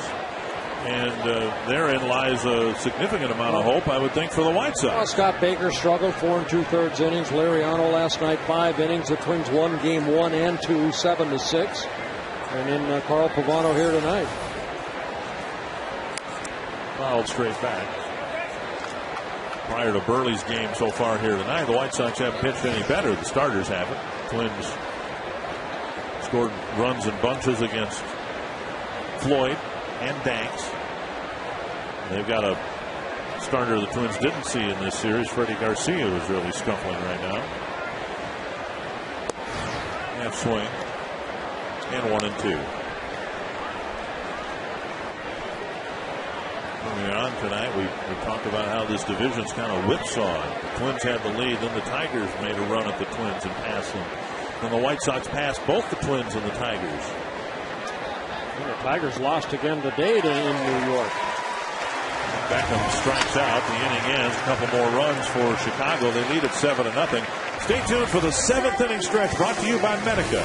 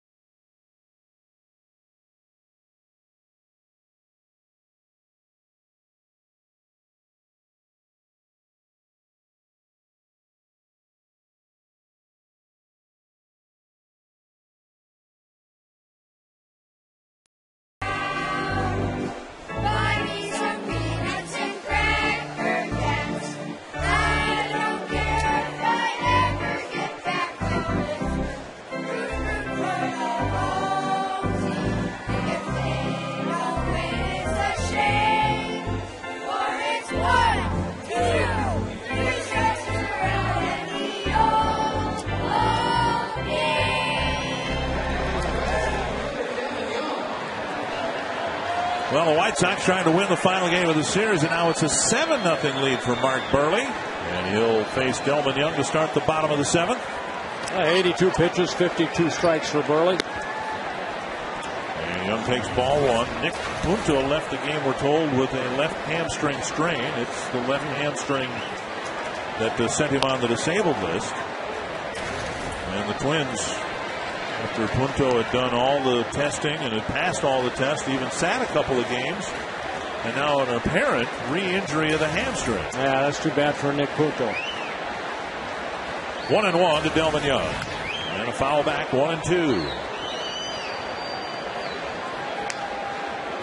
So the depth that Ron Gardenhire was hoping to enjoy, particularly among the middle infielders, gets cut in half with Punto re-injuring the hamstring.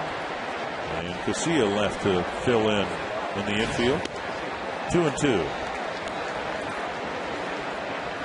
Twins have had a couple of opportunities against Burley. Popped up right field. Tian coming in. One away. Tomorrow, start of a new series, and it'll be Manager's Day tomorrow when the Twins take on the Angels. For 9 innings, we'll focus on the in-game strategy and the day-to-day demands of this stressful position. Former Twins manager Tom Kelly will join us in the booth. And for a superfan experience, go to foxsportsnorth.com, click on the Gardy tab, and join Robbie and Smikowski for live streaming and enhanced content. Kubel with a bouncer to Konerko and a quick second out. Yeah, slider right there by Burley gets a ground ball out. Andrew Jones now out in right field for the Chicago White Sox, taking over for Mark Tian. So each team substituted. Don't know whether Tian, who scored after his 3rd hit in the 7th inning, came out for health reasons. FSN.com reporter Anthony Margos wants to say hello to his fiancée, Melissa. She is today celebrating her half birthday. Maggio, Anthony Maggio. I had never even heard of a half birthday until my kids got in school. But he's with FSN.North, you know, and you got to keep those guys happy.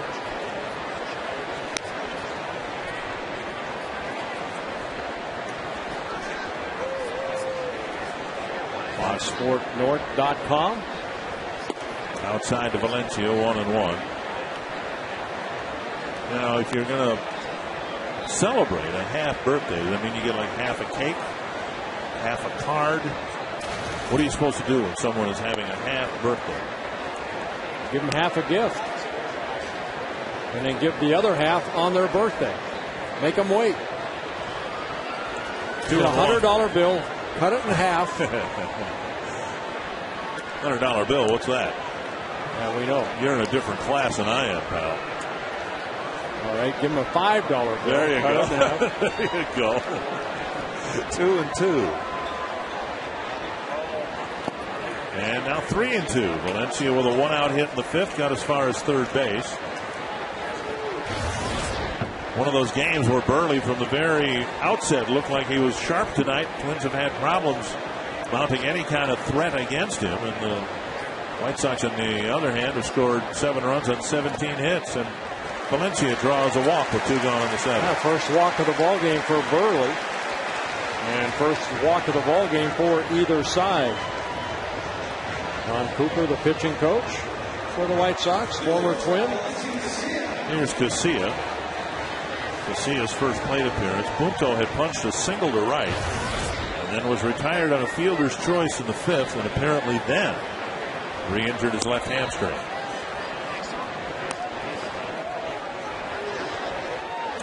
One strike to Casilla. Casilla hitting .320 as a right-handed hitter. 8 hits in 25 at-bats. Pop up short left, and Pierre is not going to get there. So Valencia checks in at second, and Casilla pops a single to left, and that'll get Butera to the plate.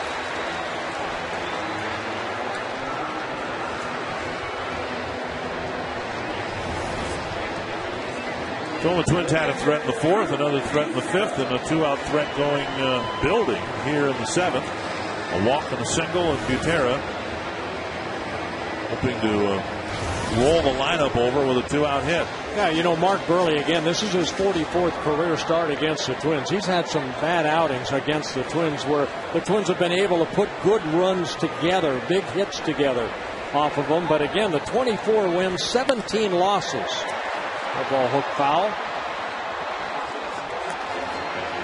So a lot of decisions for Burley against the Twins. You know, the Twins have had nights like the White Sox have had against Pavano tonight, where there's been a lot of hits, a lot of runs.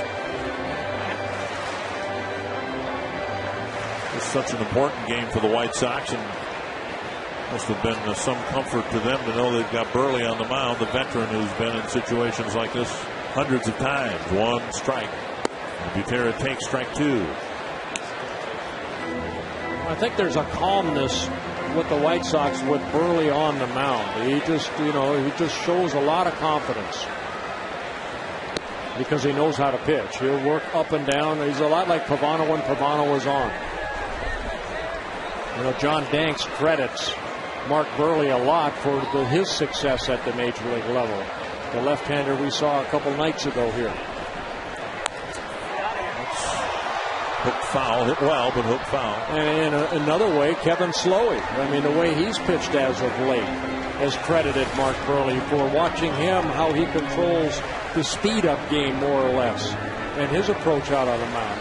He's a guy that takes the game very serious, but see 100 pitches for Buehrle, but you'll see him smile a lot on the mound, too.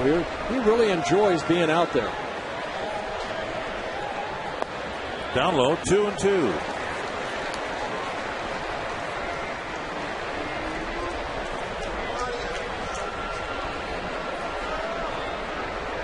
Nobody's pitched more innings since 2001 at the major league level, more than Mark Buehrle.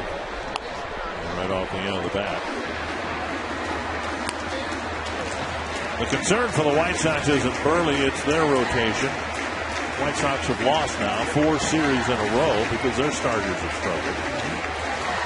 And the Twins have not lost a series since their home series here in July against the Indians.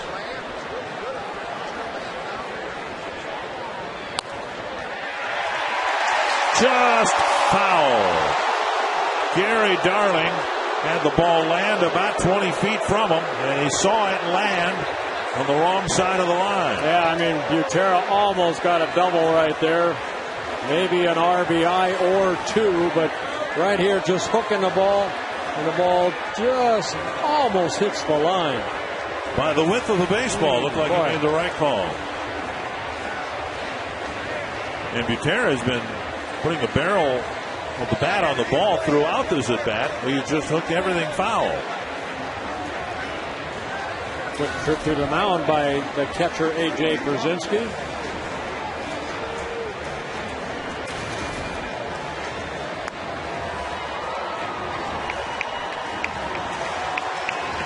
Butera has been battling Buehrle all night long in all 3 of his at bats.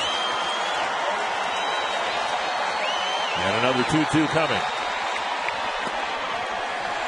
3-2 with Span on deck.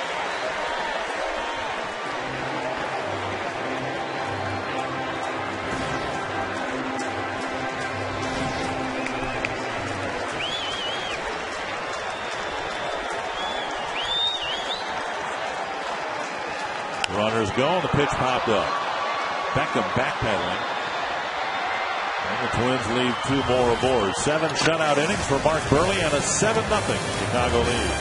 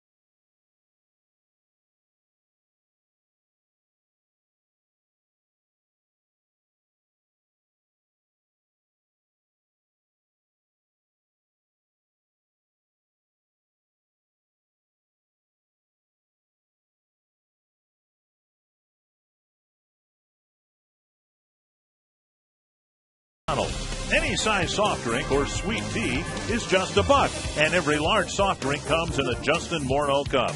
McDonald's, I'm loving it. By Toyota, it's the Now's the Time sales event at your Toyota dealer. Hurry, offers end soon.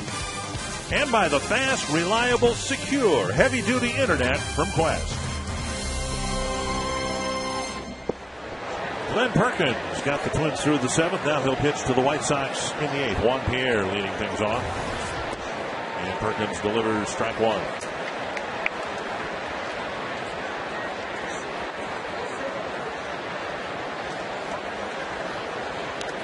And Pierre is brushed by the pitch, and he'll go to first base. Perkins hits another Chicago batter.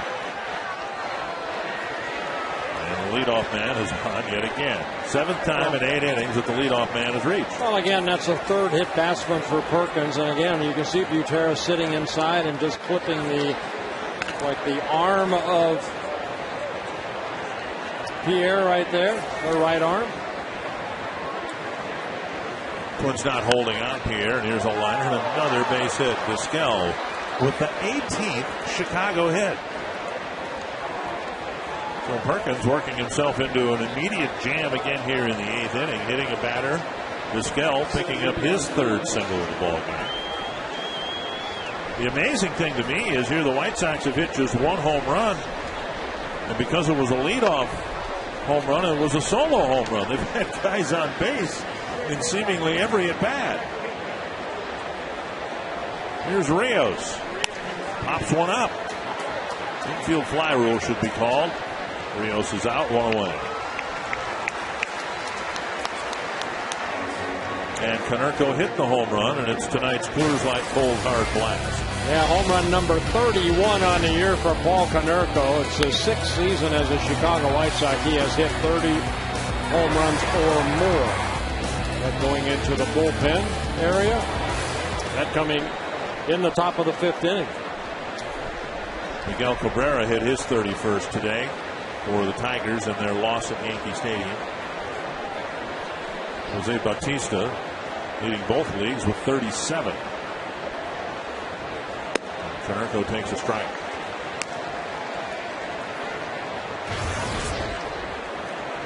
Cabrera driving in his 100th run at Yankee Stadium today with his 31st home run.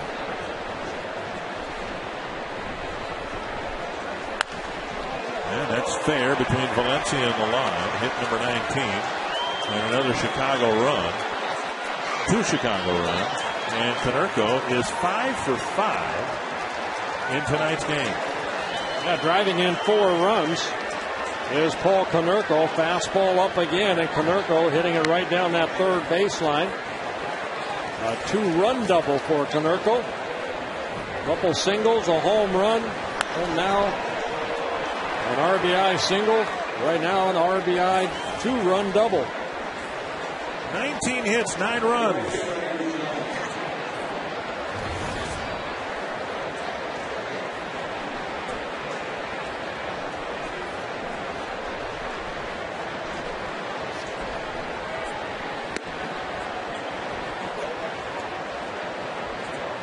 Andrew Jones getting his first at bat, taking over for Mark Kotsay out in the right field. Excuse me, Mark Teahan out in right field.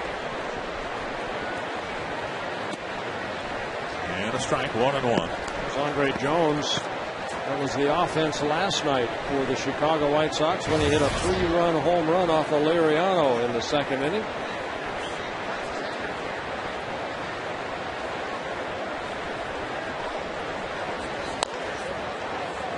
Behind Jeff Cox, 1-2.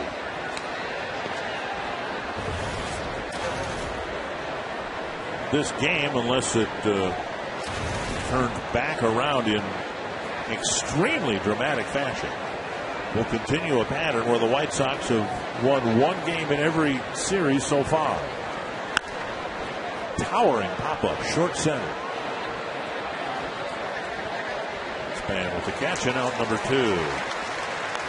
Here's your chance to get your copy of the official 2010 Minnesota Vikings yearbook. And guess who's on the cover? Now, how did they do that? That was quick. He just announced his return to the Vikings yesterday, and they've got yearbooks with his cover on it already.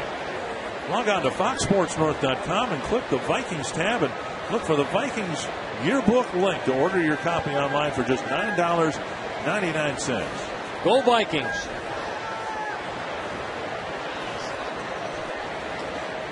Actually, Ramirez and the pitch fouled back. Would have been an exciting time to be a sports fan in the upper Midwest region. I was just a little squirt, so I don't remember any of it. But when the Twins and Vikings both came to play at Metropolitan Stadium in 1961. That's hit high and deep to left. Delman Young going back. Gone. A home run, a 2-run home run for Alexei Ramirez, and it's a 4-run eighth, and the carnage continues. Now Ramirez hitting his 14th home run of the year.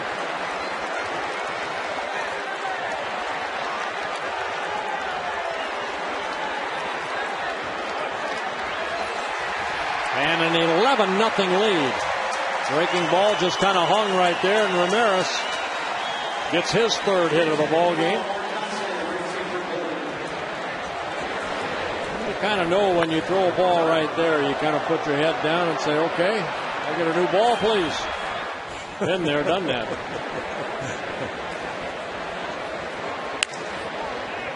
Nice pickup by Cuddyer. He'll go to the bag and end the inning.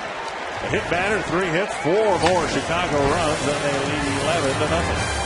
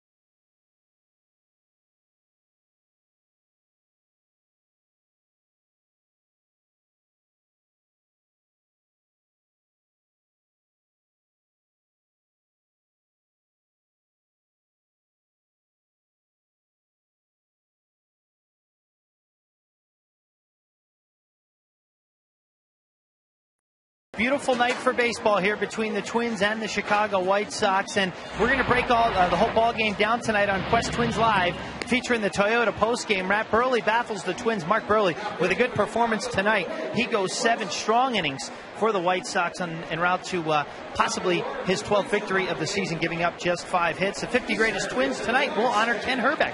For the second consecutive night, we'll honor a Minnesota legend. And we'll bring you both managers' press conference, Gardy and Ozzie Guillen. You never want to miss what Ozzie Guillen has to say about anything. I can honestly, Dick and Bert, listen to Ozzie do the weather. It doesn't, let alone talk about baseball, because you never know what is going to come out of that guy's mouth at any given time. So we'll bring you his post-game press conference from his office inside Target Field, guys. You know, there's a lot of games that you, as a Twins fan, you don't really want to analyze. This is one of them right here. This is an 11-0 shellacking so far by the Chicago White Sox over the Twins. Why would you want to analyze it? Well, Mark Burley worked the first 7 innings. Outstanding 7 shutout innings. J.J. Putz coming out of the bullpen. And Denard Span at the plate. We mentioned the White Sox have lost 4 straight series, and through it all, they have had a terrible time finding somebody to close ball games for them. Putz had a chance last week, and he lost 3 ball games. Yeah, the bullpen for the White Sox over the last 8 ball games combined 6.95 earned run average with a couple blown save opportunities. Span lifts it high and deep to right. Caught on the edge of the warning track right in front of the fence by Andrew Jones. Span nearly hit his first Target Field home run of the regular season. Speaking of Target Field, if you want the complete history book on Target Field, get Target Field, the new home of the Minnesota Twins. It's on the shelves at the Twins merchandise outlets and at twinsbaseball.com. Steve Berg, the author, a lot of great pictures and something you'll enjoy paging through for the next 25, 30 years. One down, here's Orlando Hudson. And Hudson's brushed by the pitch, and now he'll take first base.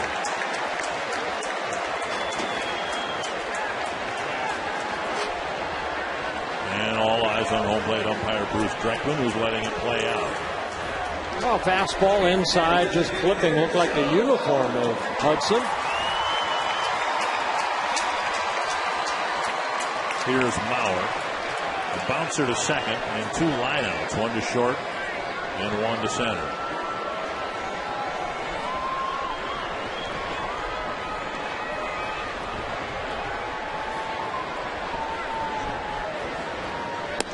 Bobby Jenks has had some back issues and some issues with ineffectiveness, so they rolled Putz into the closer's role last week and didn't get very good results. And then here the other night, Matt Thornton, pitching in his 3rd inning of work, gave up the turnaround home run to Jim Thome.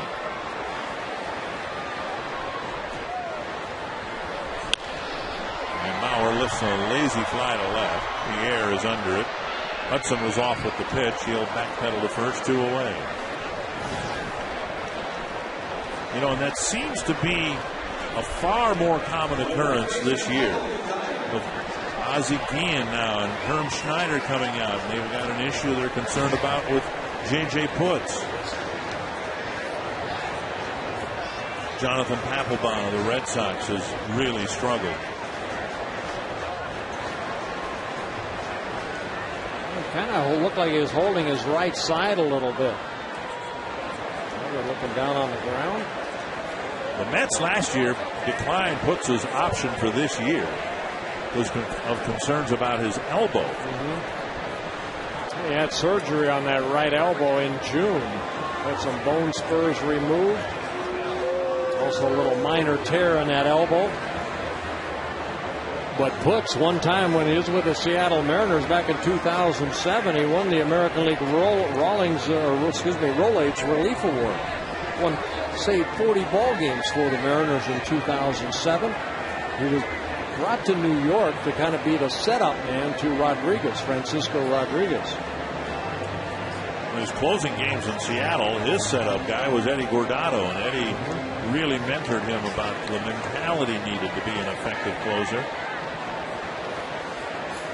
Here's Cuddyer with a runner at first and 2 outs. Ball 1. Well, the White Sox can ill afford to have any health issue with Putz because of the situation regarding Bobby Jenks, who had been their closer for 5 years.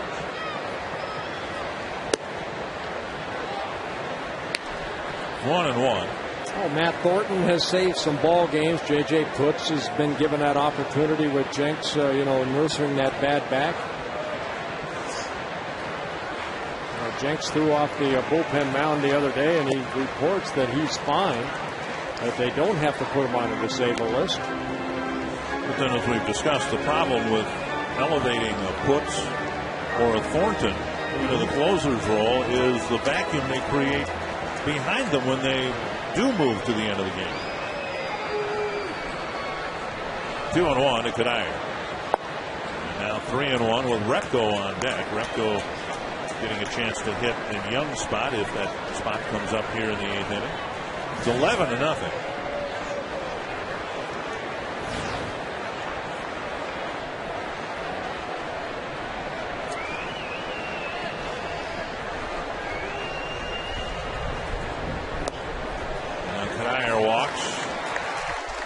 prudent thing to do. And now Putz is looking into the dugout. The prudent thing to do might be just get him out of the game. Putz, right after ball 4, he looked right into the dugout. And he's walking off the field. Yeah, he's walking toward the dugout right here. So there's a physical issue of some sort, which is the last thing the White Sox need. And I think Ian, a little confused at first, finally told Bruce Druckman it'll be Tony Pena who will pitch next.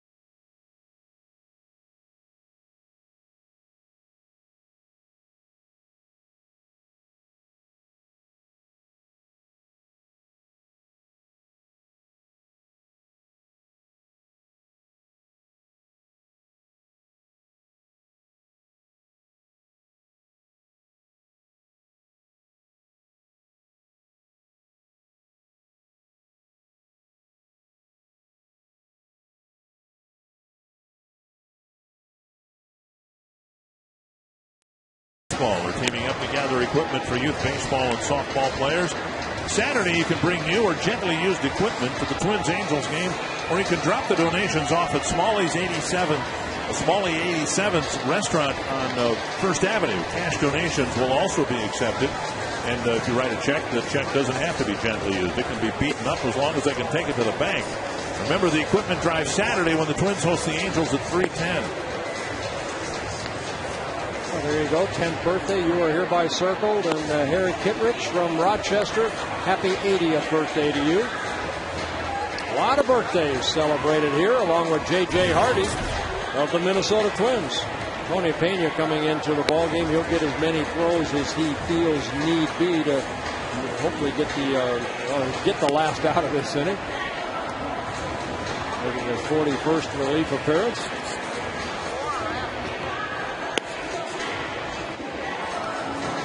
Again, I want to thank everybody that's emailing on this Circle Me Bert stuff, because I've got a lot of nice emails about people that come from, say, Sioux Falls to celebrate a 70th birthday. There you go. You are hereby circled. And again, if you'd like to bring your signs, got a chance to get circled, go to foxsportsnorth.com and click on Circle Me Bert tab. Tell us why your sign should be circled. There you go, right there. And hopefully you get a chance to spend some time up in the booth with us. And the better the sign, the more likely you'll get circled. Go to foxsportsnorth.com and also KFAN.com. There you go. A lot of great signs. And thank you, everybody. You are all hereby circled. Some nurses from Aiken, Minnesota are here. Here's Jason Repko. 2 on, 2 out. Delman Young had gone 0 for 3, and Repko takes up and away, ball 1. Well, while the outcome of the game might all but be determined here, White Sox up 11-0. Each team with some injury concerns. Punto re-injuring his left hamstring, and J.J. Putz leaving. Pena delivers a strike, 1-1. Yeah, Pena with a good fastball. Clocked is in the upper 90s. Hard slider and a changeup in his second season with the White Sox. Jason Repko getting an at-bat here for Delman Young. Good speed pitch, 1-2 count. Yeah, good changeup right there by Pena.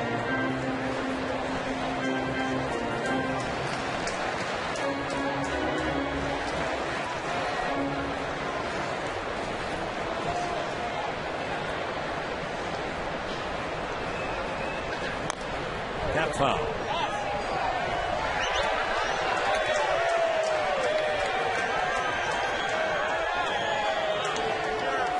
I think Ozzie Guillen caught the foul ball and put the ball in his back pocket.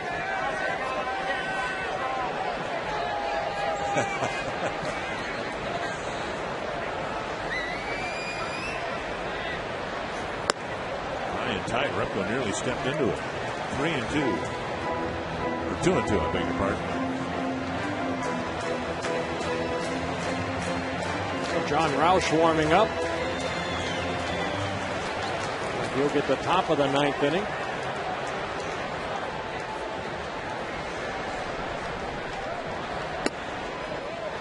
And now it's 3-2.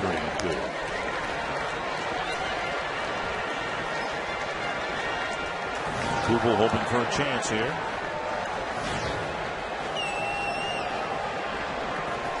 Twins with just 5 hits, the White Sox with 20 of them. And now a walk fills the bases. The second walk of the inning for the Twins. And a good RBI situation for Jason Kubel. He's having a great month of August so far. He's driven in 20 runs in the month of August. He's already hit a couple of grand slams this year. 7 in his career.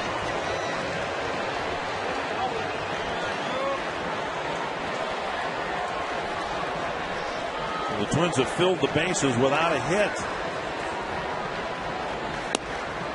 Kubel takes a strike.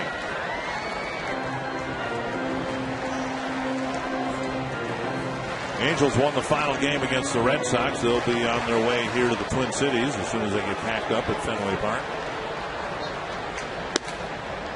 Twins will face all right-handed starters in that series. Kubel figures to play all 3 games.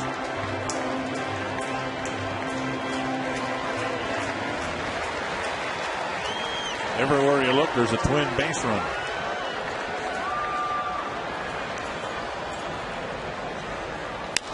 High fly to right center field. Andrew Jones ends the inning. The Twins lead 3 on. They've left 9 on, haven't scored yet. Stay tuned for the Gander Mountain weekend weather update for Twins territory.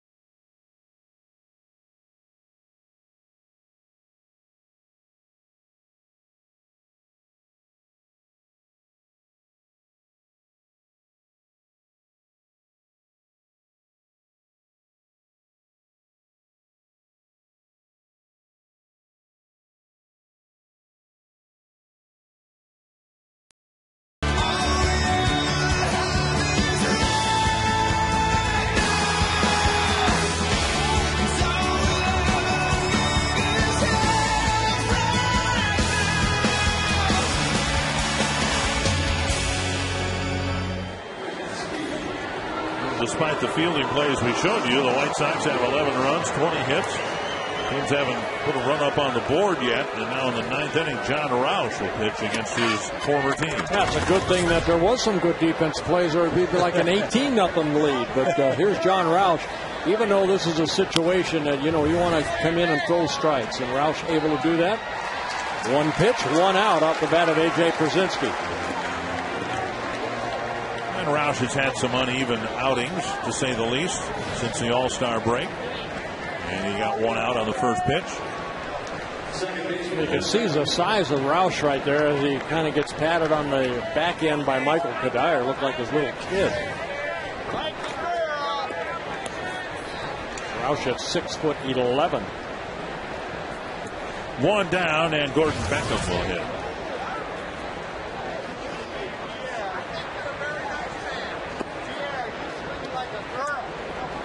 White Sox, or the Twins rather, would like to do whatever they need to do to rebuild Roush's confidence.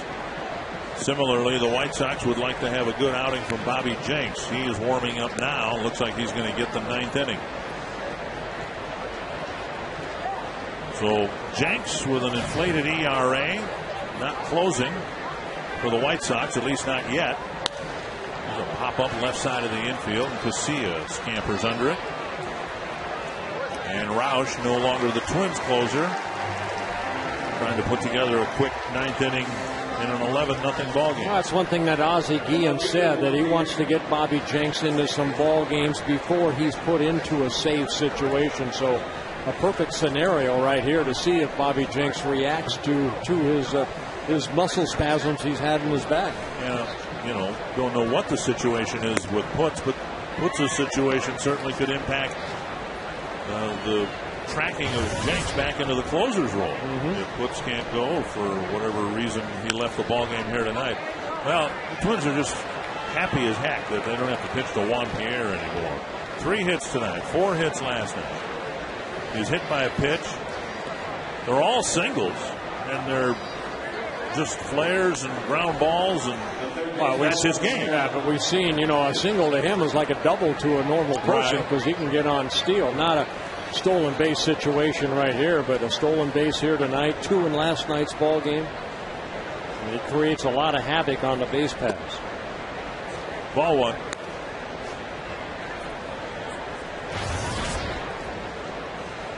Omar Vizquel with 3 hits in the ball game. All singles. 1 and 1.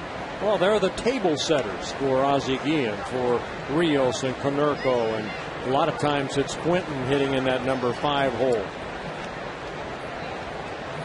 Same as the Twins when Span and Hudson get on. Those are the table setters. High pop up down the right field line. Hudson chasing it. Makes a nice running catch in fair territory to end the inning. And a good inning for John Roush at the top of the 9th.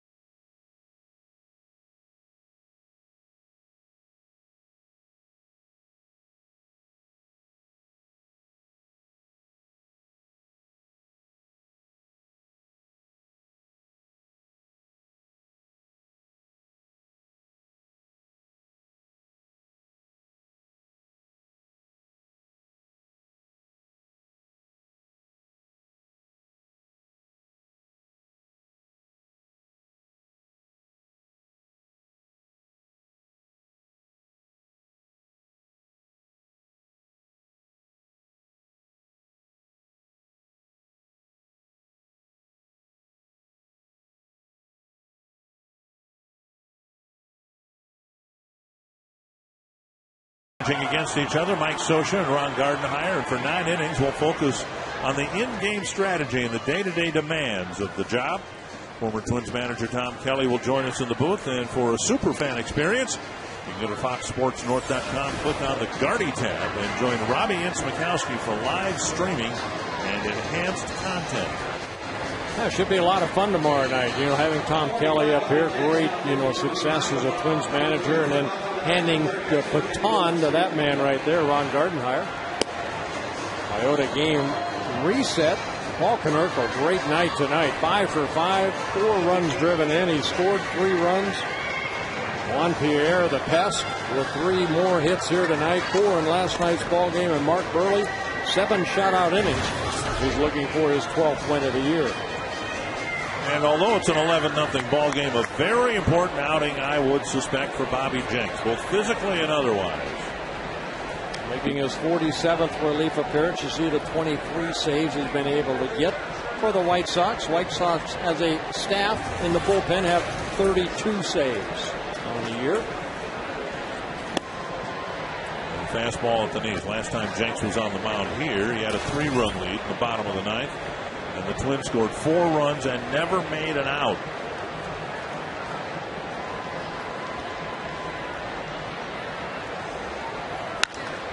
Hit hard to center, but Rios is there to catch Valencia's line drive. 1 away. There's Jimmy John's delivery of the game. 5 knocks tonight for Paul Konerko. Yeah, that swing right there in the 5th inning, a home run, his 31st of the year. Then an RBI single in the 7th, and then a 2-run double in the 8th. 5 hits for Konerko.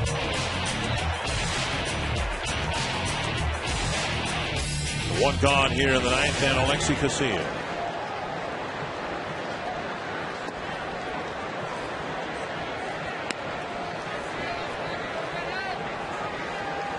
Casilla taking over for Nick Punto at short, who left the ball game again with that left hamstring injury.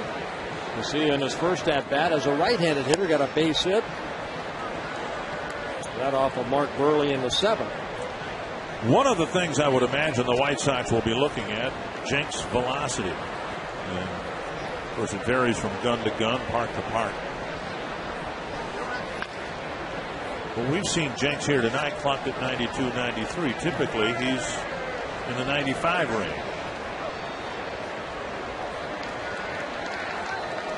Well, again, it's the location, though, too. I mean, there's not much difference between 95 and 93 if you hit your spots. Right. But with a bad back, that could create some havoc. That breaking ball getting away, but A.J. getting it and getting Casilla out for the 2nd out. So Jenks picks up a strikeout. A drop of just a couple miles per hour might signal that maybe the back isn't 100% yet. Here's Drew Butera.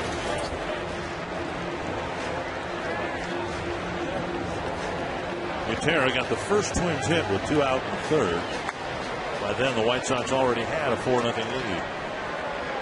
He gave the Twins 3 really tough at-bats against Mark Burley. Some at-bats weren't that tough, but Butera battled the veteran lefty all night long. Ball 1.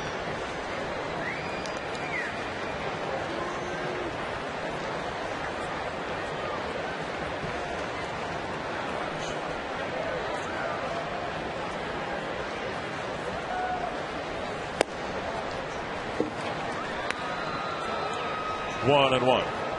Well, no team likes to get shut out. The Twins as a team have 10 shutouts on the year. They have been shut out 5 times. 1 and 2. They're down to their last strike. Rangers continue to struggle. They lost to the Orioles 4-0 in Baltimore. Baltimore under Buck Showalter playing very good baseball. 2 and 2. Twins have 3 with the Angels coming up, and they go to Texas for 4. Get to play in that 102-degree heat.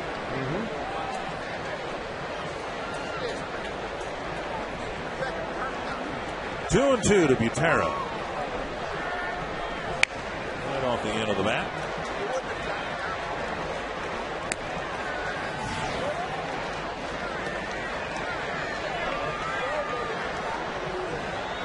Twins have pushed the lead out to 5 games, and it might be trimmed back to 4.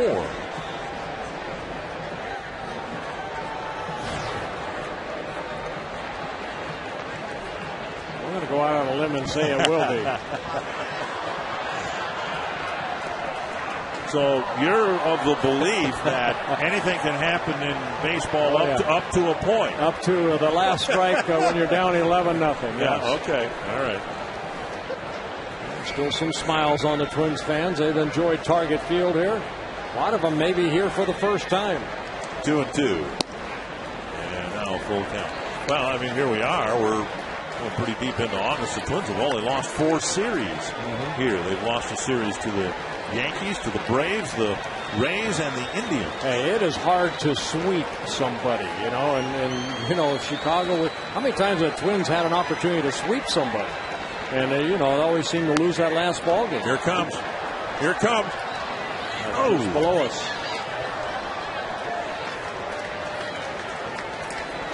Thought we were going to get one in here.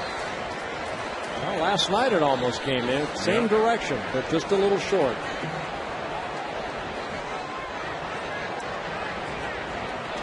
Here we are. We're right here. Ball hit down there. Right by the knee.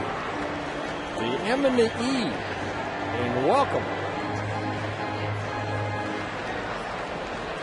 So Butera with his 4th grinding at bat here. 3-2. And finally that ends it. The White Sox, for the 5th series this year, win 1 game out of the series. The Twins have already won the season series, and Anthony, Twins unable to sweep the White Sox.